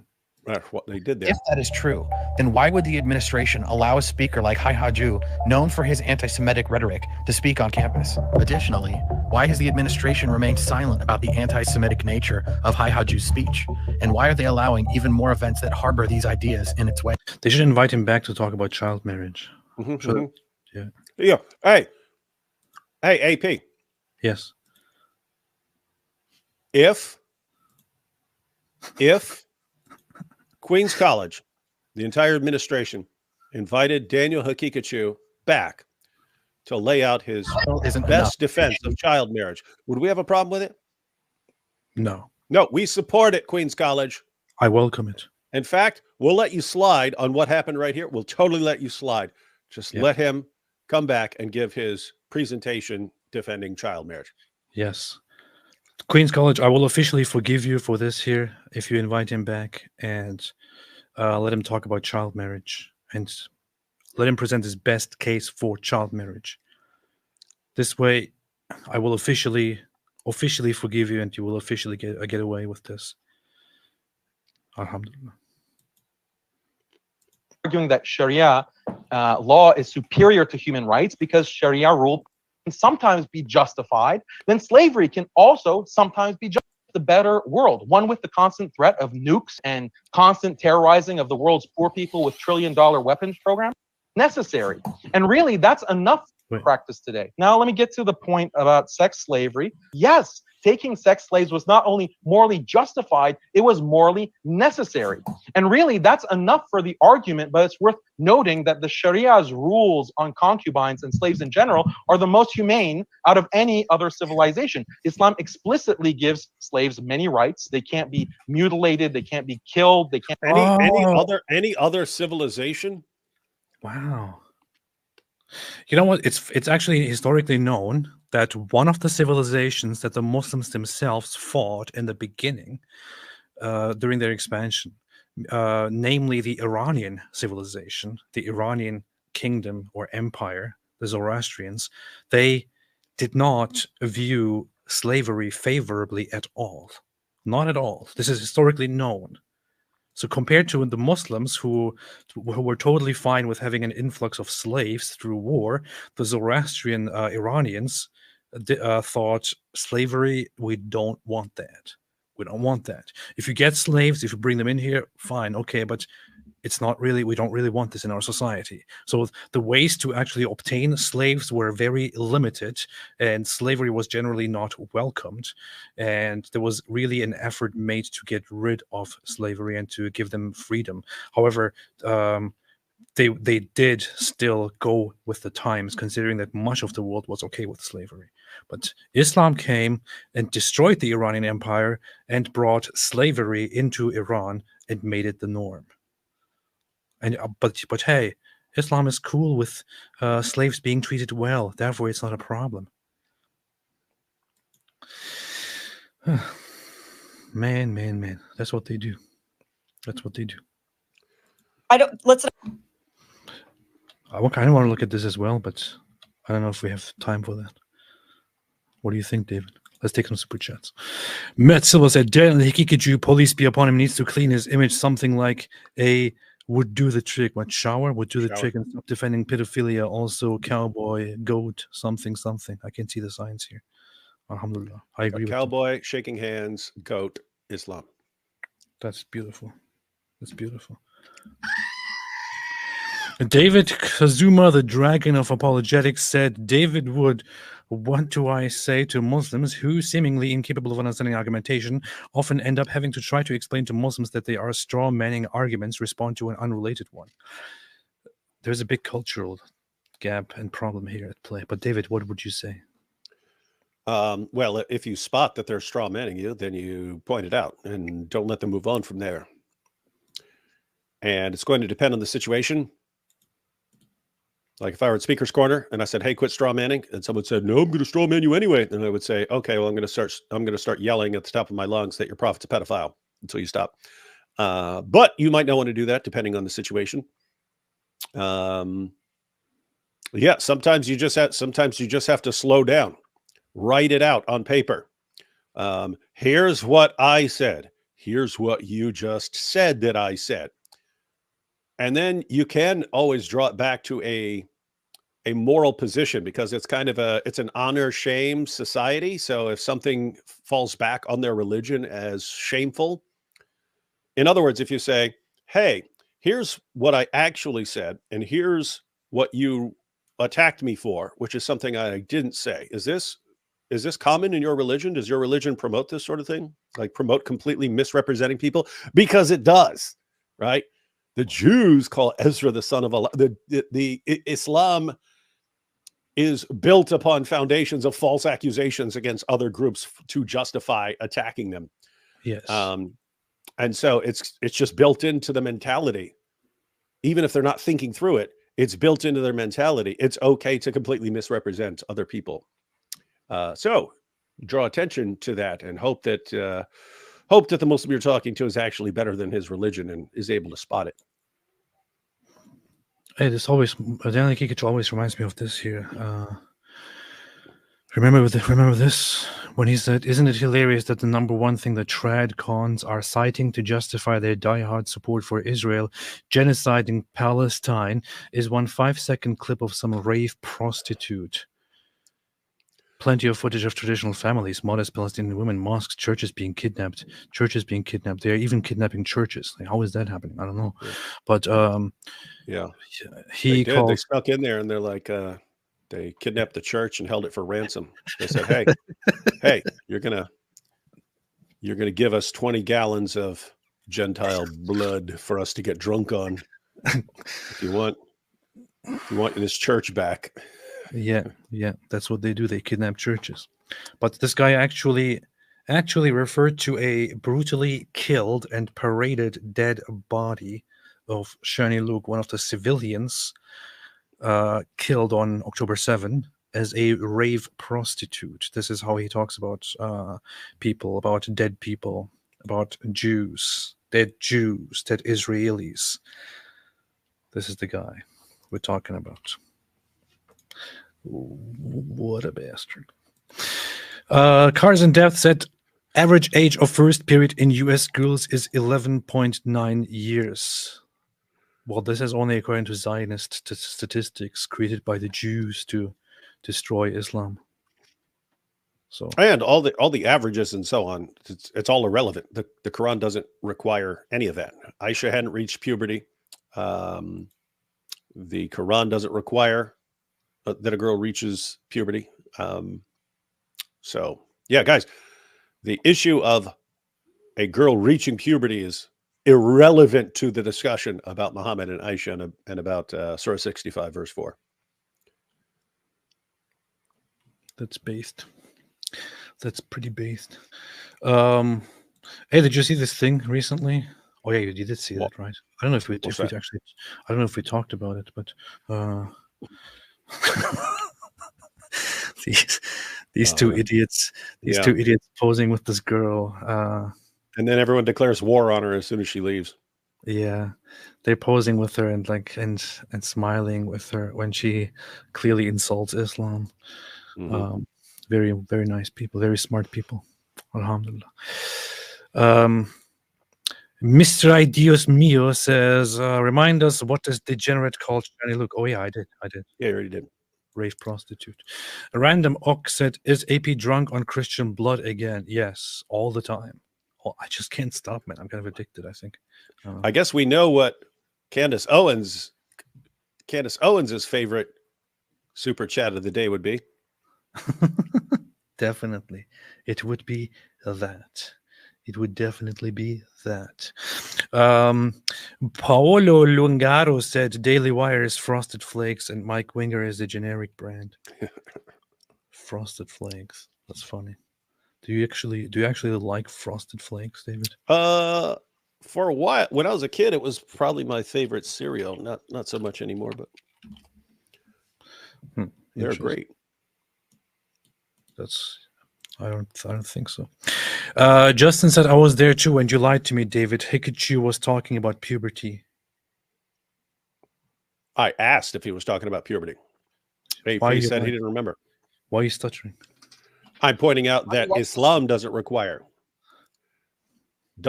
anyone to reach puberty. And so I was wondering, when he talks about signs of maturity, if he's talking about puberty. If so, he's going against his own sources. Hey, look at what the aspiring Hitler guy said recently.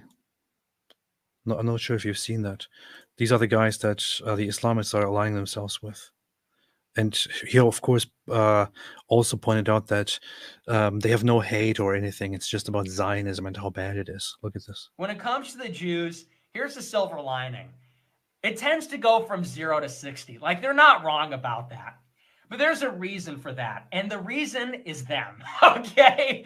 When it comes to the Jews, every society where shit has gone down with these people, it always goes from 0 to 60. I would say that the Jews had better start being nice to people like us, because what comes out of this is going to be a lot uglier and a lot worse for them than anything that's being said on this show or has been said on this show.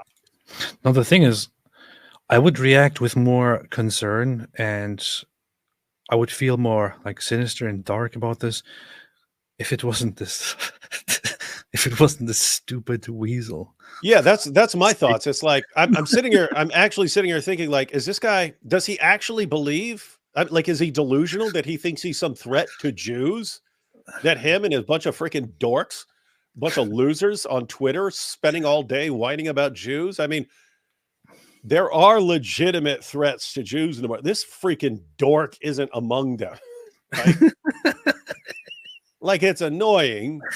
It's annoying. It's bad. It's not good for Jews, but the idea they better start being nice to me or they're going to get what's coming.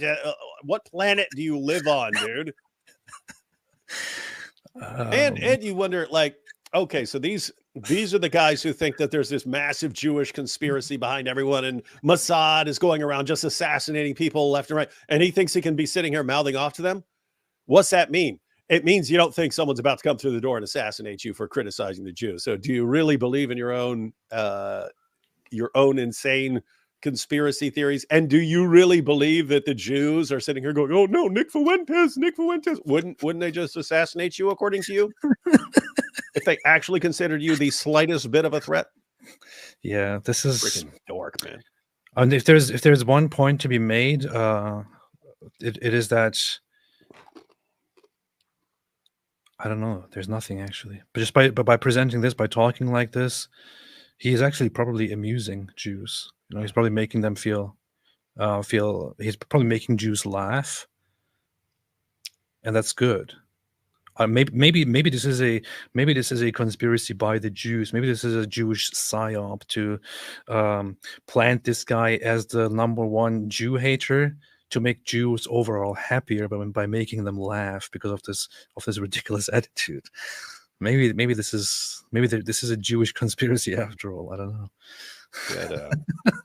Got Pee Wee Herman here going full neo-Nazi. Man, you better be nice to us, yeah. Sankey said AP would be invited to Queen's College too if he was an expert on anything. Say what you want about Daniel, but he's the foremost minority sex expert today. Yeah, this is true. he's a big expert on minority sex. Yeah. Alhamdulillah. Bo, rather, only Princeton students were starving. Yeah, their hunger strike. And they concluded their hunger strike because it didn't work out. Ayatollah Khamenei said, "Did you guys hear the IDF raided Ambutukam's tomb?" Oh yeah, I heard. It went very well. Apparently, it went very, very well. I still don't know what that means. Is that a made-up word or do something? No, like that's the second time I've seen it, so it's a real word. What the hell is that? Some dumb meme that I don't want to look at further. I don't know.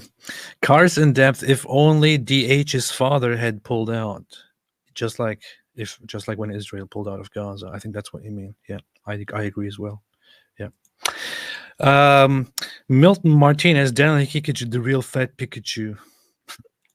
Justin, David would come in, look me dead in the eye and said, if anyone came in and looked me dead in the eye and said, if anyone asks, there's not a bomb in the suitcase, it's just books. Then he proceeded to decimate poor Kenny with his just books. It was very sad. Did this happen?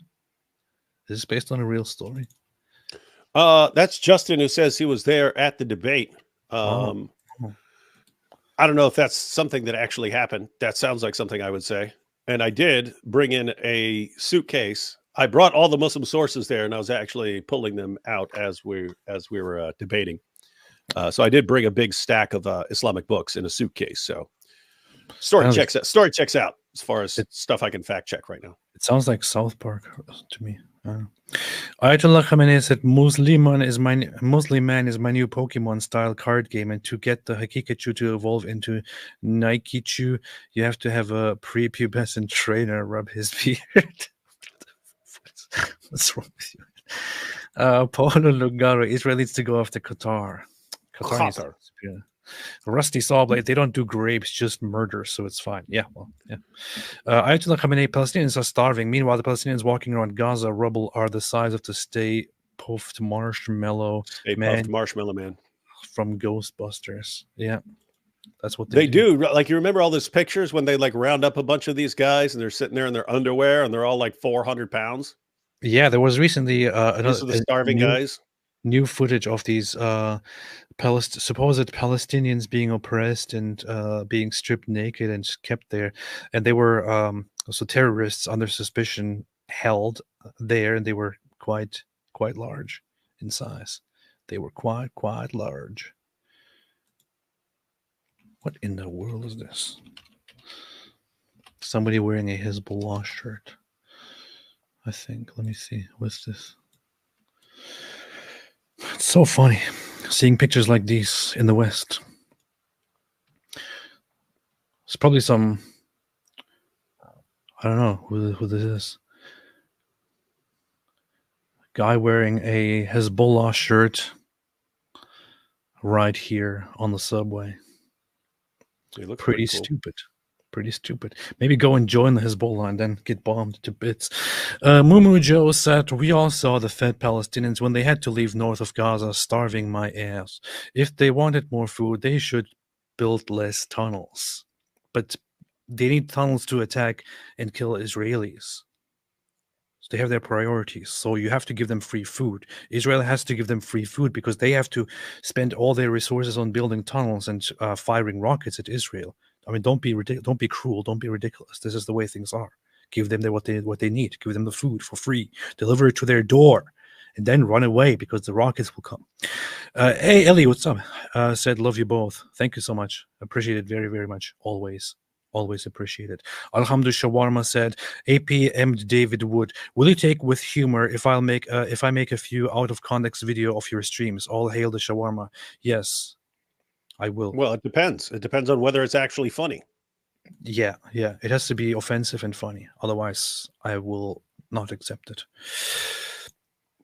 Carson Depth, Raul Hilberg, the leading historian of the Holocaust, said the figure was closer to 1.5 million. Does it really matter if it was 5 million or 6 million? 5.1. You said 1.5. Did I say that? Yeah, you did. You freaking Holocaust denier. You see this, ladies and gentlemen? AP tries to dial it all the way back. Daniel's like, oh, I can't say that it's like one person less, and AP dials it back by 5 million. Pretty sure I didn't say that. Did I actually? You just say said 1.5 million. No, I didn't. I didn't say it. If everyone in the chat says that I said it, then I will believe it. But yeah, because there's no possible way to verify what you said. There is no way. We can't go back and check that. I don't think that's possible, ever. So did I say 1.5? Because I don't think so. That's exactly what I said. No. No.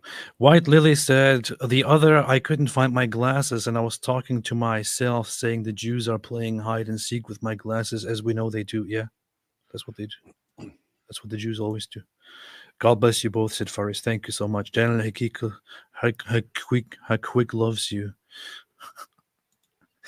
Next, Daniel gonna dress as Farfur for students. Yes, when he goes to his daycare. You did say 5.1 million, said JC9. Huh. You said it. 5.1 million. AP, Swifty, Winnie the Pooh says 5.1 million. See, they all say I said 5.1 million. You're lying. Deborah said you said 5.1. Clifford, you said 5.1 million. See? I was right. I was right in not believing you. Hey, what's Mike doing here? Inspiring philosophy. Let's see. Inspiring philosophy. Inspire everyone. Said, hey nerds, we'll review that video in depth on my channel on July 2nd. I've been tracking down Daniel's sources that he used on Kim Iverson's channel. I found some hilarious results. Wait a minute. You don't mean Daniel quoting sources and completely misrepresenting them, do you? Because that's never happened before. Except every single time he quotes a source. That doesn't sound plausible to me. And why is he looking at her? Look at this. Yeah. Lower your gaze, Daniel. Lower your gaze. What's wrong with you, man? You make me sick. Daniel's sitting here free mixing it up. You're sick. Yeah. IP is going to respond to this whole thing on July 2nd on his channel. We are going to do that together. It's going to be cool. It's going to be good. It's going to be good. That's going to be very, very good. You said 9-year-old girl. Really? Huh. I thought I said 5.1 million. I don't know. Mumu Joe said Muslims using the word peace with Muhammad is hilarious. If 30,000 killed in Gaza after they started the war, hold hostages upset you, 3 million killed because of their religion should upset you as well. Well, but when they do it, it's just. So that's the point. If people are killed as a result of Islamic expansion and Islamic wars, and if people are killed for blasphemy and apostasy, and because their civilizations don't convert to Islam, as a result of which a war is declared and they are all massacred, then that is justice. That's right. But if you push some Muslim for some reason, that's genocide. That's how it is. You have to accept that as a truth. Paulo Longaro, why didn't Allah tell its followers to jump off a bridge? Because that's only what Muhammad Hijab does. Mike's Viking Fitness says, if she was 9 years old, guy criticizes both Islam and Judaism because he's Christian or atheist and not anti-Semitic, does he keep his cool points? No. Because he doesn't criticize Judaism. This is always if I was sitting here, right? If I was sitting here and say, oh, all I'm doing is criticizing Islam.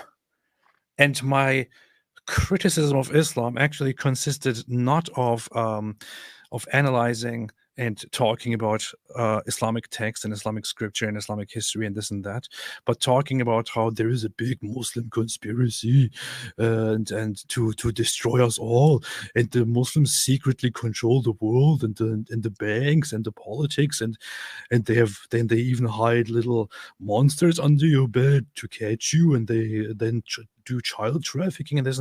If I did dumb stuff like that, that wouldn't be criticizing Islam. Yeah. In other words, we didn't just hear that he criticizes certain points of Judaism from a Christian perspective. It's that I mean, he came on here and he instantly started going, oh, but the Talmud. Yeah, so just to be clear, you could be critical of Judaism from a Christian perspective and not be an anti-Semite. Yeah. If he were she was 9 years old guy, and he was criticizing Judaism accurately or arguing that Jesus is the Messiah or something like that, I wouldn't have had a problem. I wouldn't have had a problem with it. But that's not what he was arguing. Yeah, if you're gonna criticize texts properly, that's fine. Most of these people say, "Oh, I'm just criticizing Judaism," like you criticize Islam, and what they do is basically just regurgitate memes, supposed Talmud quotes, which they saw on blurred memes on 4chan and other platforms, and then make accusations about how the Jews are behind everything that's going wrong, and Jews are behind mass migration because they want to destroy white people and want Islam to take everything over and all that, which is just so stupid. It's so stupid, so ridiculously stupid. It doesn't make any sense. Monkey Mike said, thanks for the recommendation. Also, as soon as we rejected him, I think he went on some channel and said that said about David and me that we are that we are pro-Jew propagandists who are paid by Israel or something like that, which is of course a very nice way to make peace with us and to be reasonable with us. Yeah. Long story short, no cool points. Guy has no cool points left. Yeah. He got a bunch, then he lost them all. Alhamdulillah. Thanks for the recommendations on Daily Wire stream of which Quran I should get if I want to read up on it. No, the critical Quran, the deception of Allah, and Son of Hamas are on the way. That's based. That's very, very based. That's very good. Son of Hamas is a fantastic book. Definitely. Moo Joe. Okay, I will say Judaism and Christianity is superior to Islam, and he's proved that Islam creates inferior humans. Fact. You can't say this, man. Be careful. How dare you? You make me sick. That is. You're sick. You're sick. Very disrespectful. Yeah, very disrespectful. White Lily said, I like that Allah hates me. It makes me feel fuzzy inside and brings me great joy. I understand it entirely. It's a very nice feeling. It is a very nice feeling. I that's actually the one thing that makes me happy nowadays. Yeah. You just wonder why he's such a little weakling. He hates so many people and can never get anything done. Well, Islamoprobe said, let's have a contest. Which is the worst book ever? Quran, Das Kapital, Mein Kampf? You decide. Quran. I read all three of these books. No joke. AP admits he read Hitler's Mein Kampf. I read all three of these books. I must say, as bad as it might sound, the only book here that is actually good, despite its horrible theories, is Das Kapital, because it is actually written in a way that makes it understandable and coherent. You can actually read it as a book, although it has a ridiculously non-functioning theory on economics and society. Mein Kampf is a ridiculously stupid book. A really stupid book. It's like a crazy person rambling at the cafe about, and the Jews do this and this and that, and if we just do this and this, and if we just do this and this and that, then everything will be fantastic, and we just have to get rid of the Jews. And it's so stupid. But I must say, in terms of writing, the Quran is the worst here. By far. So I'm serious. The Quran is definitely the worst here. And also, by the way, the Quran is more anti-Semitic, I would say, actually.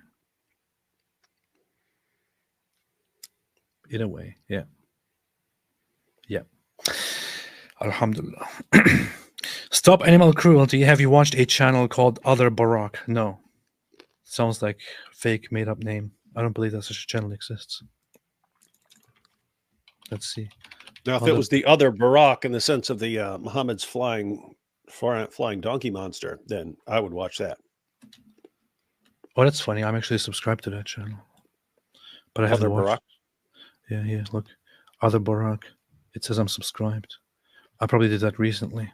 Hey, isn't this funny? Look at this. Look at this dude. Did he say that? Did he say that nonsense? Europe will be completely Muslim. Your kids will be Muslim. Hey, dude. Remember what he says when he's talking to when he's trying to promote dawah and telling Muslims that they need to rally around him. He says, your child's going to become an apostate. Your child's going to become an apostate. He's warning them all. Hey, we're sitting here arguing amongst ourselves and look at the apostasy rates going through the roof. Your children are going to become apostates. Yeah. And so he goes to the Muslims and, hey, your children are going to become apostates. You need to support me, support the dawah. But then he goes to non-Muslims. Ha-ha! Your children are going to become Muslims. That's right. You see, we're strong. This is what we always see from the guys. But behind the scenes, they're panicking. But then they thump their chest. Yes, we're going to conquer you. We're going to subjugate you. Bunch of dorks, man. Yeah. Look at this. This guy clearly looks like this guy's Jewish Israeli, as it seems. Clearly looks like a typical white colonizer. Look at all the blonde hair and all of this thing.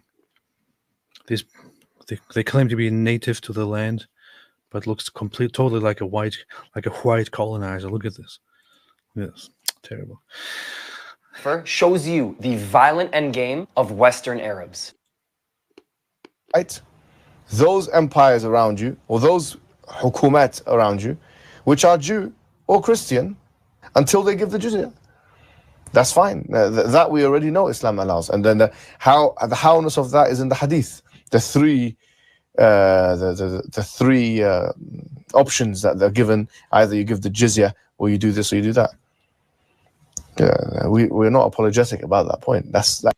What does it say, David? What? Either you give the jizya, or you do this, or you do that. What other choices do they have aside from giving the jizya? You convert or die. Oh yeah, well, no big issue then. Yeah. Convert, pay the jizya, or die. The same thing we've heard from Sheikh Asim al-Hakim. But when he said, when you have the three, I thought he was about to say 3 stages of jihad or something like that. It's like, oh, this is going to be a good clip. But no, he went with the 3 options. Yeah. Say not 3. It's kind of weird how they want to extract the jizya from all the non-Muslims. Yeah, they want to extract the jizya, and they keep saying 3. Yeah. When the book says don't say 3. Anyway, yeah. Everything's got to be in 3s. It's all 3s. They say 3, and they want to forcibly extract the jizya from the non-Muslims, which is terrible. I don't know how we haven't made a video called how Muhammad Hijab wants to forcibly extract jizya from non-Muslims.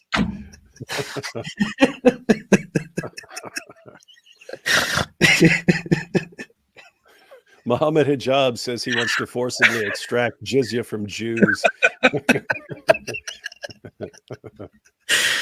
Oh, that would be good. Dude, there's nothing in that title that would be any problems for the algorithm. So just got to do it, man. You will all give us your jizya. If you don't do it willingly, we will just forcibly extract the jizya. Muhammad Hijab admits we want to forcibly extract jizya from Jews.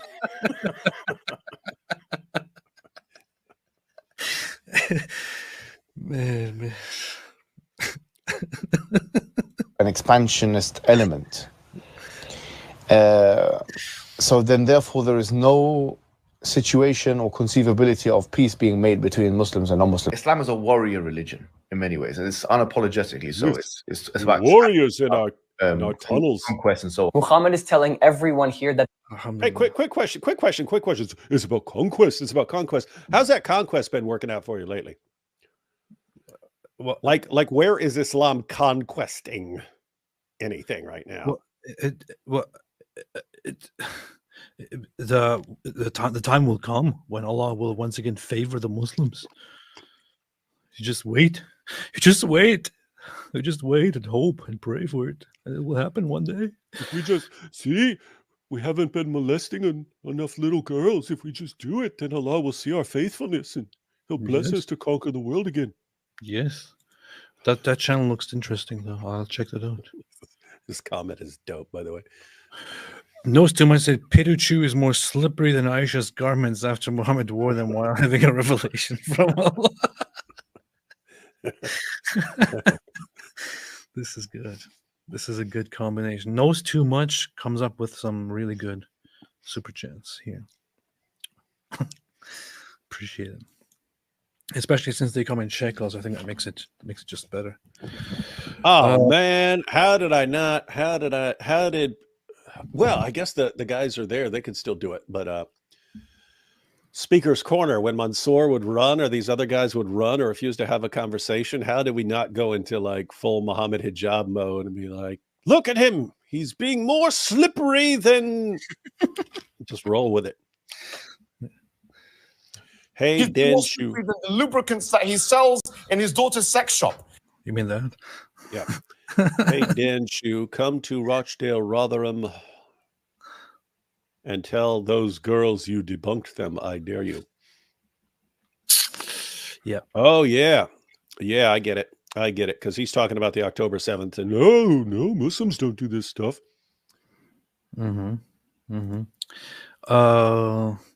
Alex Mahanaru said, can ex-Muslims standing up against genocide in Gaza? Definitely. I can definitely stand up against the genocide, but not in Gaza. Just in the region in general. The genocide did take place on October 7th, and I have been standing up against it for the entire time, for more than half a year by now. Definitely, I am completely and fully against the genocide that was committed on October 7th by Hamas, and I hope that that Israel will go full force and forever permanently finish Hamas and make it impossible for them to ever even attempt such a thing. Hope that answers your question. Ayatollah Khamenei said, we have a jihadist named Tenebris Sind in the chat pretending to be Jewish and failing miserably. Could just block them. LSD1 said, I'm a scientist, but I'm so lost in life. I just started reading the Bible, and while I know it's not scientific, I felt peace. It's just faith. Could be. You could just be amazed by it. I sometimes read the Bible and feel quite nicely inside. Right, David? 1 second. Nose too much said, David, have you considered the You said block Tenebris. I like blocking people, so I immediately went and blocked him. Nose too much said, David, have you considered Dihya al-Kalbi in the Boom Boom Room? Did you guys know there's a shrine to Dihya al-Kalbi located in Israel? What? Really? What? Dihya al-Kalbi. It's probably a gay bar.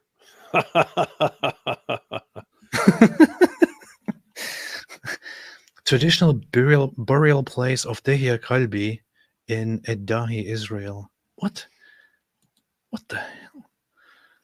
Is this real? What in tarnation? That is. Hey, look at this. Hey, it's funny. So I just went to the Wikipedia article to look up shrine and stuff like that, but it says it in the second paragraph. According to Muhammad's wife Aisha, he saw Jibril twice in the form that he was created, and on other occasions as a man resembling Dihya ibn Khalifa al-Kalbi, an extraordinarily handsome disciple of Muhammad. So.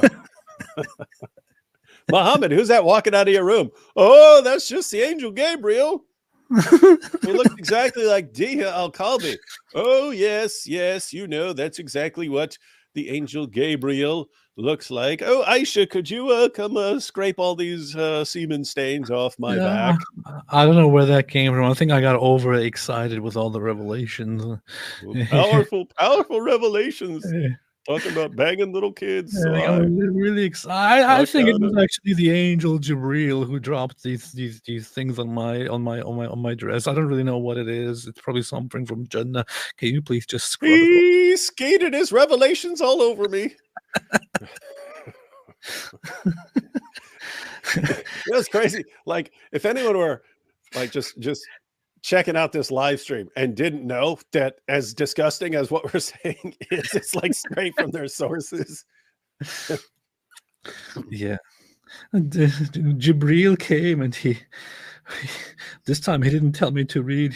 He choked me and he forcibly extracted the jizya.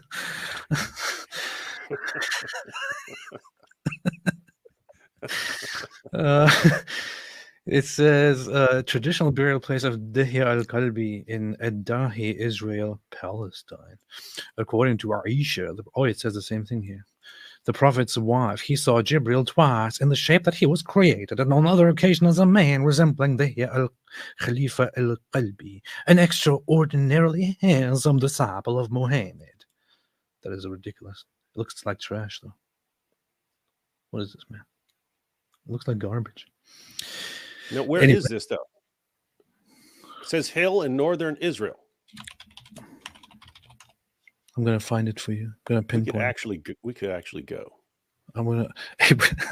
We should go there. Yeah, make a whole video about. Look, it's right here. Mama's long lost lover. It's right here. Hey, it's close to Nazareth. It's right here. Oh man, we could hit up Nazareth and make a video about Dihya along the way. Yeah, and then go show it to all the Muslims in Nazareth. They're going to love that video. That would be funny. It's right here. Interesting stuff. Had no idea. I had no idea. Lucky I didn't go to Queen's College. I was there. If I was there right now, I would show them what the leather straps of the anus means. Momos are so trash. It's very disrespectful. Alhamdulillah. Very nice. Mary Mac, Texas for your t-shirt, Dave. About time. Oh, thanks for your t-shirt, Dave, not Texas. About time you put Teespring on X. Yes. Yes, David. About time you do that. Yeah, we're going to see. We're going to come up with multiple designs. ISO Elohim is. I come up with the dope ideas and she makes it happen because I don't know how to actually make something cool like that. Hey, check this out. So here's another hadith. I was informed that Gabriel came to the Prophet while Salama was with him. Gabriel started talking to the Prophet. Then the Prophet asked Salama, "Who is this?" She replied, "He's Dihya al-Kalbi." When Gabriel had left, Salama said, "By Allah, I did not take him for anybody other than Dihya, till I heard the sermon of the Prophet wherein he informed about the news of Gabriel." So Muhammad didn't even correct her there. He's like, "Hey, who did you just see leaving?" She's like, "Oh, that's Dihya." And later on, he's giving a sermon. "Oh yes, so the angel Gabriel visited me," and she's like, "Oh, that was Gabriel." Are you kidding me? That sounds pretty gay. This dude is, wow, he's something. Yeah. It wasn't Gabriel, but it was pretty gay. Shaheen Waman Zedigan said, Islam is just like the evil saints in the Prince of Persia series. When someone gets in contact with it, they become zombie-like creatures. Really? It's funny, I never even ever played a single game of that series. That's very cool. When will Haqiqatjou learn morbidly obese, stupid, and evil is no way to go through life? This is very disrespectful. I will hereby ban Ayatollah Khamenei from this chat. PC said Islam is not peaceful. How dare you? This is also very disrespectful and Islamophobic. Ayatollah Khamenei said, we know what happens if you fart during prayer. What happens if you shart? Similar things. Then you're just good. Then you're fine. Bible man said, AP, you can't defeat God. You'll only defeat yourself in the process. David to the Bible mobile. Huh. That's based. Bible man. Bible man. This is superhero Bible man. Joshua Wooden, Robert Spencer, extremist, Daniel, defender of Hamas and child marriage, welcome. Tell us how Israel and Western democracy are. This makes no sense. Well, that's Robert Spencer is an extremist because he he talks about the extreme things that Islamic extremists talk about. That makes you an extremist by definition. Right, David? Yes. Yeah, the only way to avoid being an extremist is to just shut your mouth. Yeah. Yeah. Don't talk about things that people do. And you know what's funny? I had a dream last night. It's so Welcome weird. to AP's Dream Journal show, everyone. I had a dream last night that I was the Pope. I don't know why that happens, but I guess I took a higher dose of melatonin than I usually do, and I think I had a gap of not taking melatonin for a day, and then I took one, which is like this extended release form. And melatonin has this effect of giving me very strange and very elaborate and very funny dreams. However, in my dream, apparently for some reason, I was elected to be the next Pope, and for some reason, I had this new Pope outfit that was like all red, and I also had this red hat. That's called Santa Claus. No, it was the Pope outfit. And you know what's funny about it is, in my dream, it's like, wow, I don't know how this happened. I don't know how I became the Pope. I don't know how this worked out. But in this dream, I'm on the first day of going to the Vatican as the Pope. I'm walking, and I'm trying to find my way through Google Maps. Like, am I even going the right way? And I'm late. I'm running late, and I'm thinking, oh, no, man. People will say, this new Pope sucks. Well, they will say he's even late to his first day as the Pope, like because I'm always late to things. They're going to say, you see, this is why you never have a Turkish Pope.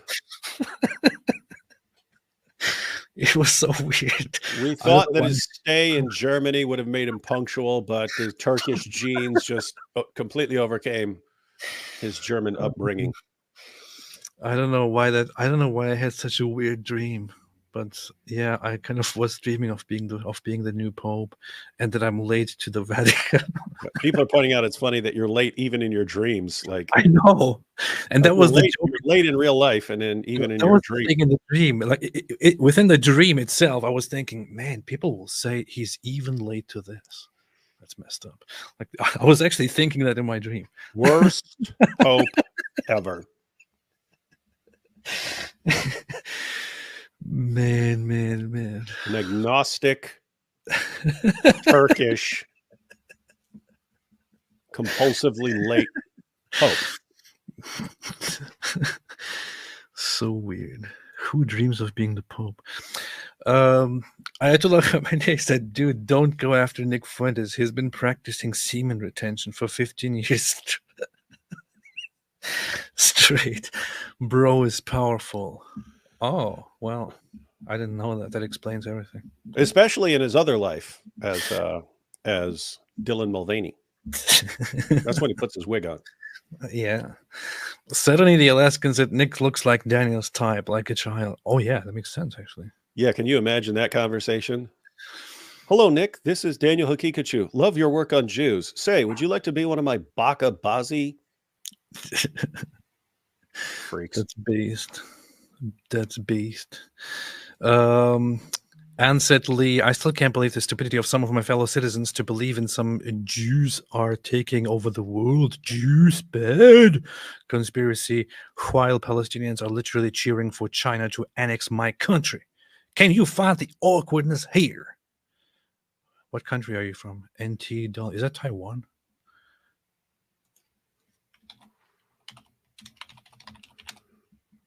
Yes, new Taiwan dollars. Oh, I didn't even know that the Taiwanese currency is dollars.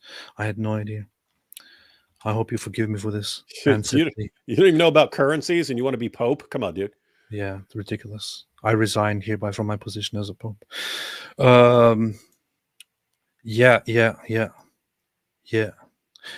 People in Taiwan actually have an opinion on this conflict and actually do think about that. That's funny. That's funny.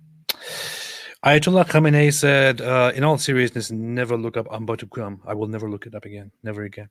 Justin, it's true. That was the lie I was referring to. Oh, yeah. Yeah, okay. I don't know what it is about, but yes. Haqiqatjou is the Justin case. was the one who said he was at the debate. No, he wasn't. AP is our Pope, said Clementine. This is true. This is true. Alhamdulillah. Taiwan based. No, you. Pope Apostate Prophet would be Candace Owens' religious leader. Hey, this is a good point. You could take over. Yeah. Yeah. Maybe that's why. Jews taking over the world. It's funny. This reminds me of this one sci-fi experimental show that was on Netflix, where there was an episode where the yogurt is taking over the world. It was an interesting satire where apparently some piece of yogurt, some scientific project goes wrong, and they give a little cup of yogurt intelligence, and it becomes sentient, and then it starts taking over the world by being very hyper rational and being detached from all the problems of the world and finding the right solutions to it. You could do the same thing with Jews taking over the world and make it a parody of the idea that Jews are controlling the world. See? Fantastic idea. Alhamdulillah. Or Dro said they were hungry before 10/7 for jihad. Border wall, Iron Dome, deny basic human rights of exploding on buses. UN human rights. I mean, they have a point. If you deny people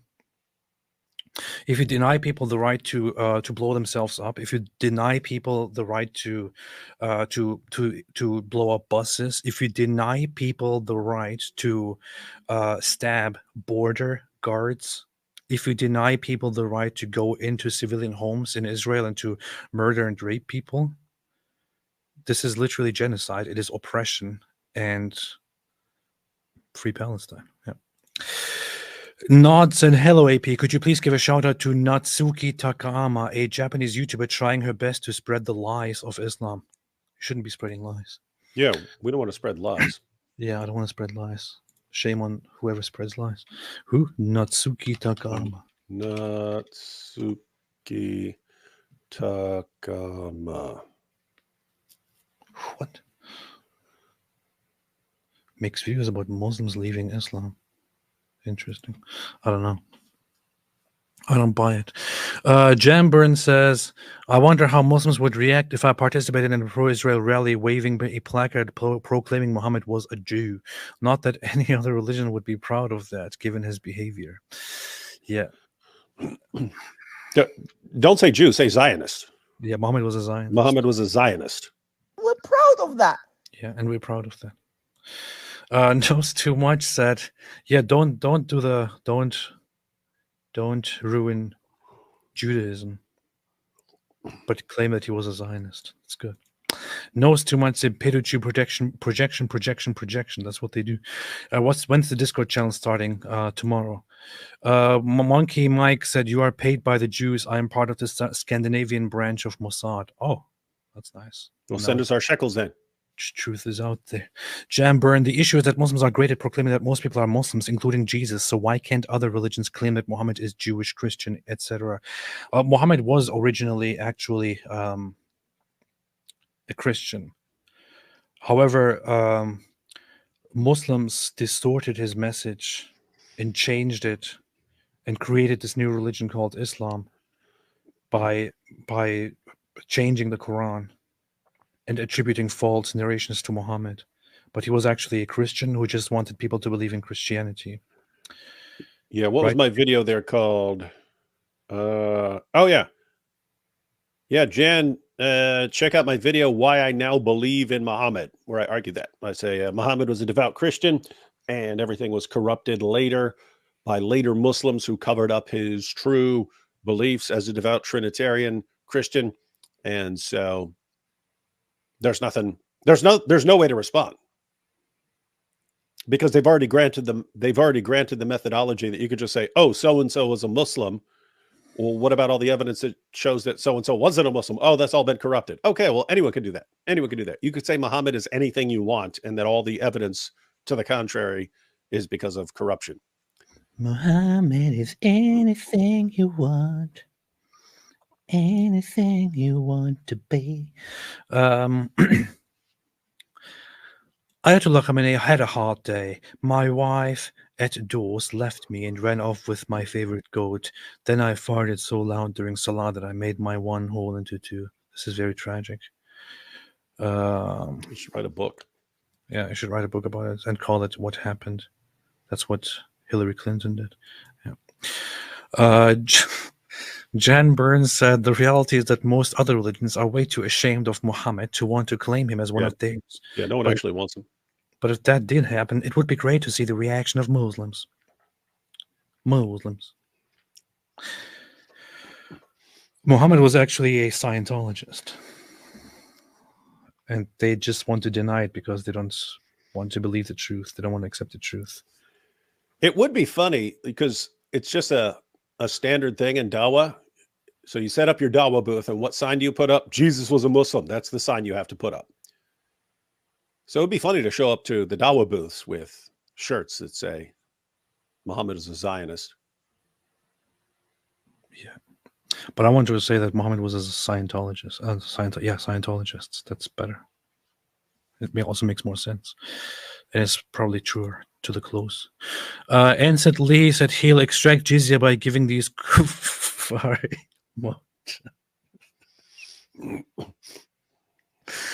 No, I can't make jokes like this. Ayatollah Khamenei, I heard Mohammed Hijab got caught in Tel Aviv trying to extract jizya during the Pride Parade. Oh, really? Oh, that's why he's not. That's why he's not posting videos. That's why he's been gone. Yeah. Tim Peterson, as Muslim numbers fall, hijab demands jizya. Apologetics of Jesus said, I have some Muslim friends. Would it be okay to tell them that the Quran contradicts history on the Kaaba? Abraham never went, etc. Yeah, of course. It would be against the law, possibly, to tell them that. You remember you went on that Muslim live stream and challenged him about that, and he was like, oh, but the Bible says that David went and hid somewhere, so where else would he have hid? You see? Must have been Mecca. You actually pulled up the map and you said the route that David must have run, hiding from Saul to go all the way down in the middle of the Arabian desert. That was funny. That was funny. Good times. Well, some good times. Good times. So when we talked about the Kaaba, talked about the big Kaaba. Let me see. Muhammad destroyed Kaaba. Yeah, I have a video on this whole topic, which is called "The Kaaba and the Bible Debunked," but even a more thorough video upon further demand by Muslims, which is called "The Complete Refutation of Mecca in the Bible." And ridiculous. It says ridiculous. So that video I would always recommend to view. Which is, I think, is totally underrated here. It's called the Complete Refutation of Mecca and the Bible, Valley of Baca and Desert of Paran, where in this video, this is mainly a response. Looking like you're 12 years old, man. I am 12 years old. Looking like Nick Fuentes. This is mainly a response video to the idea that the Kaaba is found in the Bible, but it also generally addresses the whole issue that the Kaaba not being found in Christian and Jewish history is actually a big problem to Islam, because Islam claims to be Abrahamic, from the tradition of Abraham, and it claims that Abraham went through there and built the Kaaba and all that, but it's clearly not true. Clearly not true. And this is very important. This actually goes very close to debunking Islam altogether. You see, that's the truth. Lloyd444 said, Daniel, I hate the Jews is becoming more like his prophet Muhammad each day. Stains be upon him. Yeah, that's what they do. Stains not be upon him, though. It's kind of bad. Celeria said, Muhammad must have extract jizya from the Jews. Maybe we should start saying semen stains be upon him, since it's actually from the sources. Muhammad Hijab wants to forcibly extract jizya from the Jews. David Wood suggests unable to avoid giggling, and he jokes about AP's dirty mind. Don't you have a stomach virus to attend to, Solaria? That's a good point. This is a good point. Yeah. God Hub Music said, even though we're the kafir, we get all of hijab's jizya. Use code HIKMABABY one more time for 50% off. There you have that. There you have it. Another God Hub campaign. Just in time. Ayatollah Khamenei, I hope Palestine has extra jizya in the Dihya Kalbi after dark. Yeah, really? Oh, that's interesting. I didn't know that. Monkey Mike said, here's the proof. Mossad is paying AP and David Wood. What is NOK? It's like some Scandinavian. Norwegian, Huh? Norwegian krona. Yeah, Yeah, Norwegian krona. How's that proof? It's not proof, man. It's not proof if it's not in shekels. Yeah. Yes, it has to be in shekels. Has to be in shekels. Send 1,000 shekels next time, not 1,000. No, just kidding. Yeah, stop embarrassing us. No. Mary Mac, do you guys know about Tom Robinson's arrest on the 29th? Tommy Robinson's arrest on the 29th. You mean Was a he week from now? He was arrested in a week from now. Yep. I don't know anything about this. Monkey Mike said, by the way, thanks both for what you do. No, thank you. Thank you so much. Thank you. Thank you. Appreciate it. Drew Traver, will there be a Hafs Quran 100-year anniversary shirt in time for July 10? That is a good. That is a good idea. We might have to make one. We have to do a special happy birthday song for the Quran, but it has to be in Islamic style, you know, in the Quranic style. It has to be like happy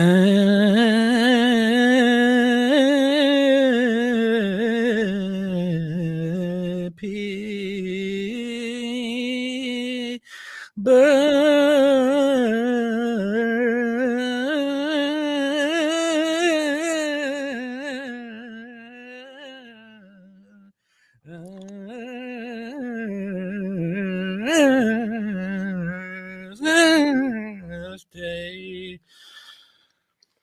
It's very long, but then it makes it special, and it makes it becomes thereby, if when you sing it like that, it becomes a miraculous song.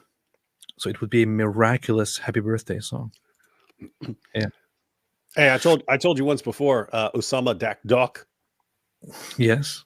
When he encounters these Westerners who are like, oh, the Quran is so beautiful, it's so eloquent, and he starts reciting Arabic to them. He goes, you mean like this? And he'll start reciting. We go, yeah, like that. He'll go, I just said I want to slit your throat and drink the blood. As he talks about what he actually said to them. It's like, they're so stupid. Man, you could do anything with that. Hinson said AP should go on America Got Talent or American Idol. I'm considering it. You should go on there and shake your booty and just do that.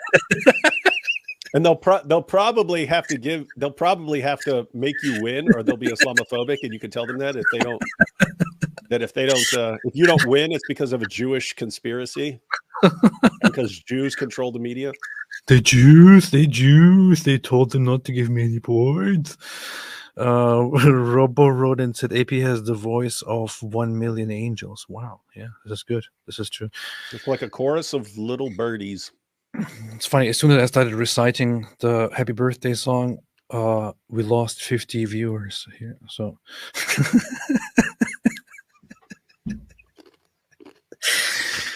5 silver pesos said, to be elected Pope by the College of Bishops, you must be a Catholic. Maybe look into RCIA.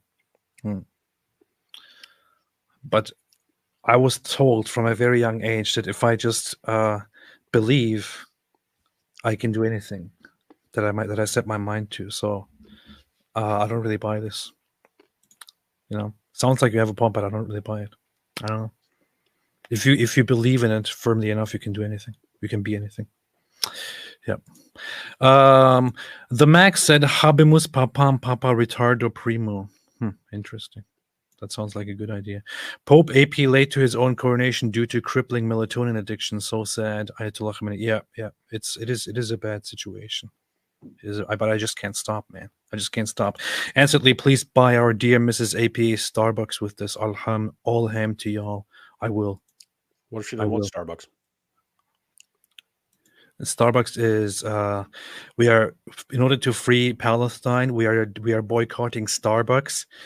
Whenever you refuse to buy a Starbucks, you are freeing one piece of Palestine from the Zionist oppressors who are giving them free food. Alhamdulillah.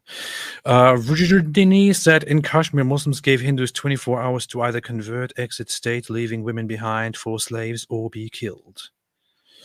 That's what they do. Ayatollah Khamenei said, Pope AP be like, I'll save you some indulgences for some of that sweet melatonin.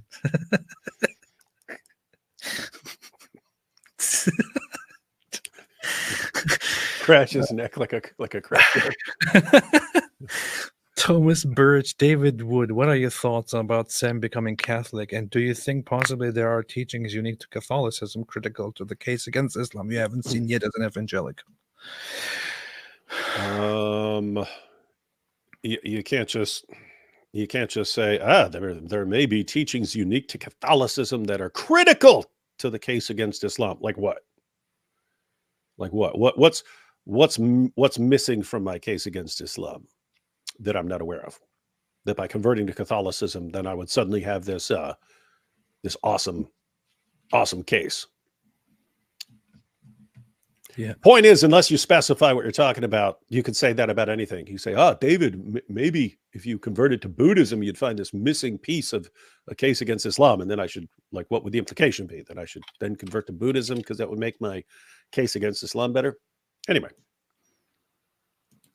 Wait a second. What? Abdullah Merit Ozdemir said, April, will you cover Diamond Tema? He has been put on ISIS hit list for telling a Sharia supporter about Aisha and Muhammad's marriage. Really? I know about him. I mean, we talked at the beginning of the show about him getting an arrest warrant, but what? Why would they have a problem with him talking about Muhammad and Aisha? That's funny. Let's see what that is about. What is that about? I see some icy posts here. What happened with this ISIS? No. Azaim Media, a media outlet affiliated with the terrorist organization ISIS, targeted Diamond Tema. Let's see. Let us see. What is this? This is in Turkish. Daily Islamist. The Khorasan branch of ISIS, El Azaim in Turkish, posted a graphic targeting Diamond Tema and says, "Where's our graphics? Oh brother, if you are silent in the face of somebody who insults your prophet, then what paradise are you exactly dreaming of?" What the hell? Is this real, man? This is actually a direct instruction in their way of having him of killing him. I did get a shirt idea from that super chat. Think about a shirt that just said, "How old was she?" on the front. And on the back, it says she was 9 years old, but it doesn't say anything. No information about who you're talking about. Oh, that's good. You know what I mean? It says here, Azaim Media, a media outlet affiliated with the terrorist organization ISIS, targeted Diamond Tema. What is this enthusiasm for violence, massacre, and murder? It says, "Oh, my brother, if you remain silent, even to those who criticize your prophet, which paradise are you dreaming of?" With a picture of supposedly a terrorist shooting him. That is... You're dreaming of the paradise where we spend eternity banging virgins. Yeah. Stephen Mike said, "Is that a condom on a gun?" I thought so too. It kind of looks weird here. Like, it looks like something from one of Hijab's sex shops. Yeah. Which is very, very strange. I don't know what exactly they're trying to do to We his found it. A condom works well as a silencer. Okay, so I didn't want to talk much about this aside from just sharing it. I made a post about this guy on Twitter when I first saw the news, but I don't know. Maybe I need to talk about this sometime. maybe I need to look into what he actually said and why he's being targeted by both Islamist terrorist organizations, namely the Turkish government and ISIS. Namely the Turkish government and ISIS, which are both Islamic terrorist organizations. Thomas Birch and Monkey Mike said, I asked my superior if we could send you shekels, but he said no. He told me to tell you, as previously stated, this is the Scandinavian branch of the Mossad, you dorks.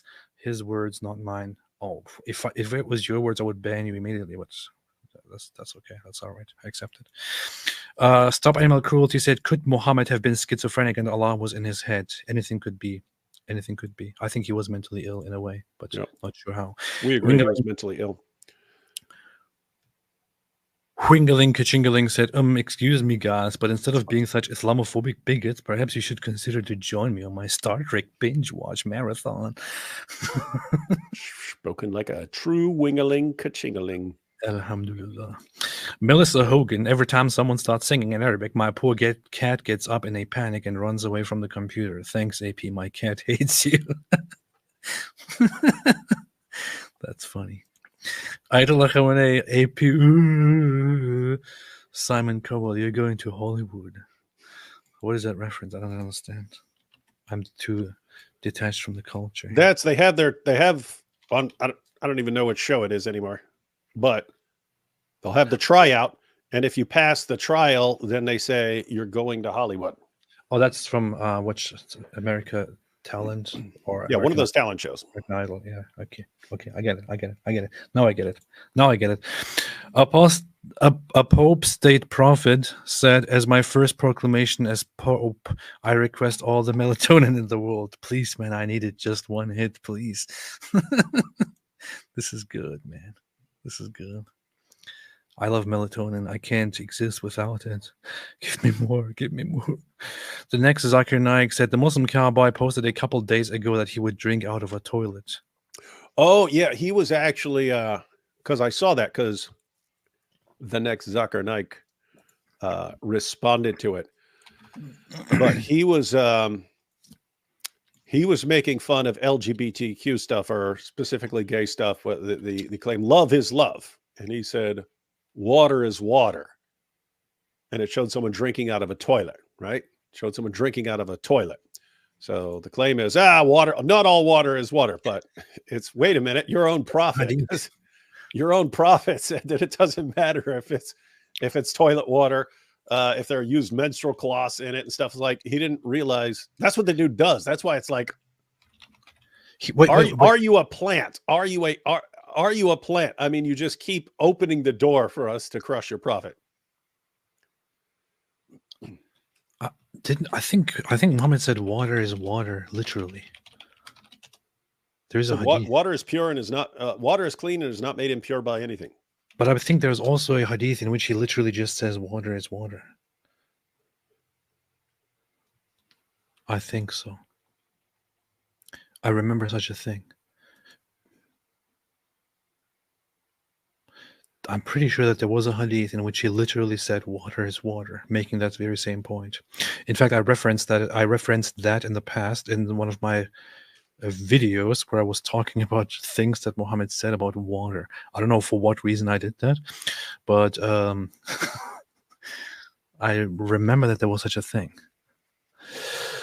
Yeah, he was talking about ablutions from the whale. Damn, bro, that's deep. Google it. Bum water. Are you a goat? Let's see. Water is Mike Winger. Water is water. Hadith. Rule on selling water. Water, underground water. Water. Interesting. I don't know. I need to look at that again. Now I'm searching word for word and I can't find it. But I thought there was such a hadith. Sheikh My Wingling said Pope Michael died in 22 And Michael, second is a weakling Filipino. So there's a vacancy for AP to fill in the USA. No need to convert, just overpower him. I'm on it now. Thank you for letting me know. I'm on it. Bank Raka said, AP and David, can you salivate your fingers and put it there and smell it live to give us a review and fulfill your conjugal duties with your nose, Mojob? Sounds like something Mojob would say. Yeah. We have entire files of Mojob saying very, very weird things. Very, very creepy things. That's what they do. That's what they do. That's what they do. That's indeed what they do. Anything else you want to say, David? No, just how hilarious is it? With the Daniel Haqiqatjou, the entire situation of him going and speaking at Queen's College. And you think, what's going on here? But how cool is that, seriously? How cool is that? You guys don't remember. You don't remember how bad things sucked 15 years ago trying to expose Islam when none of these guys would admit anything that we were saying. And now we've got Daniel Haqiqatjou speaking at Queen's College, giving his deranged theories. They're all helping us now. They've given us the golden ticket. That's based. Cool times. That's based. So cool what? Do so what do you say about that? I'm just saying it's super cool. 15 years ago, it sucked trying to. I mean, I still did it, but it sucked exposing Islam 15 years ago, and everyone's just calling you a liar. Muslims calling you a liar, Christians calling you a liar, atheists calling you a liar. Everyone's saying you're a liar. And now we are shown to be completely truthful and correct in everything we ever said. So what do you think about that? Good times. You just wonder, like, where do things go from here? So what do you say about that? What's dawah like 10 years from now? How can it possibly get any worse? How could dawah possibly get any worse? Any more deceptive? Any more evil? Have they peaked? Has the dawah evil and deception peaked? And it's just all downhill from here? I think so. So what do you think about that? That's what they do. Peaking reminds me of a line from the show It's Always Sunny in Philadelphia, where he says, "I haven't even begun to peak," which is a very, very good meme. Yeah, I haven't even begun to peak. Best show ever. So, anyway, with that said, we will be live tomorrow on your channel, right? Mm-hmm. So, what do you think about that? It'll be dope. Nice. It'll be super dope. It'll be way better than shows on your channel. So what do you think about that? It'll be cool. Okay. All right. We'll be back tomorrow. Meanwhile, I'm going to go to sleep and try my best to return to my dream to fulfill my duty as the Pope. Take like 20 melatonins. Yes, most likely. We'll do that. And we'll be back tomorrow. Have a fantastic day, everybody. And as always, in other words, stay away from Islam. You're a little slow.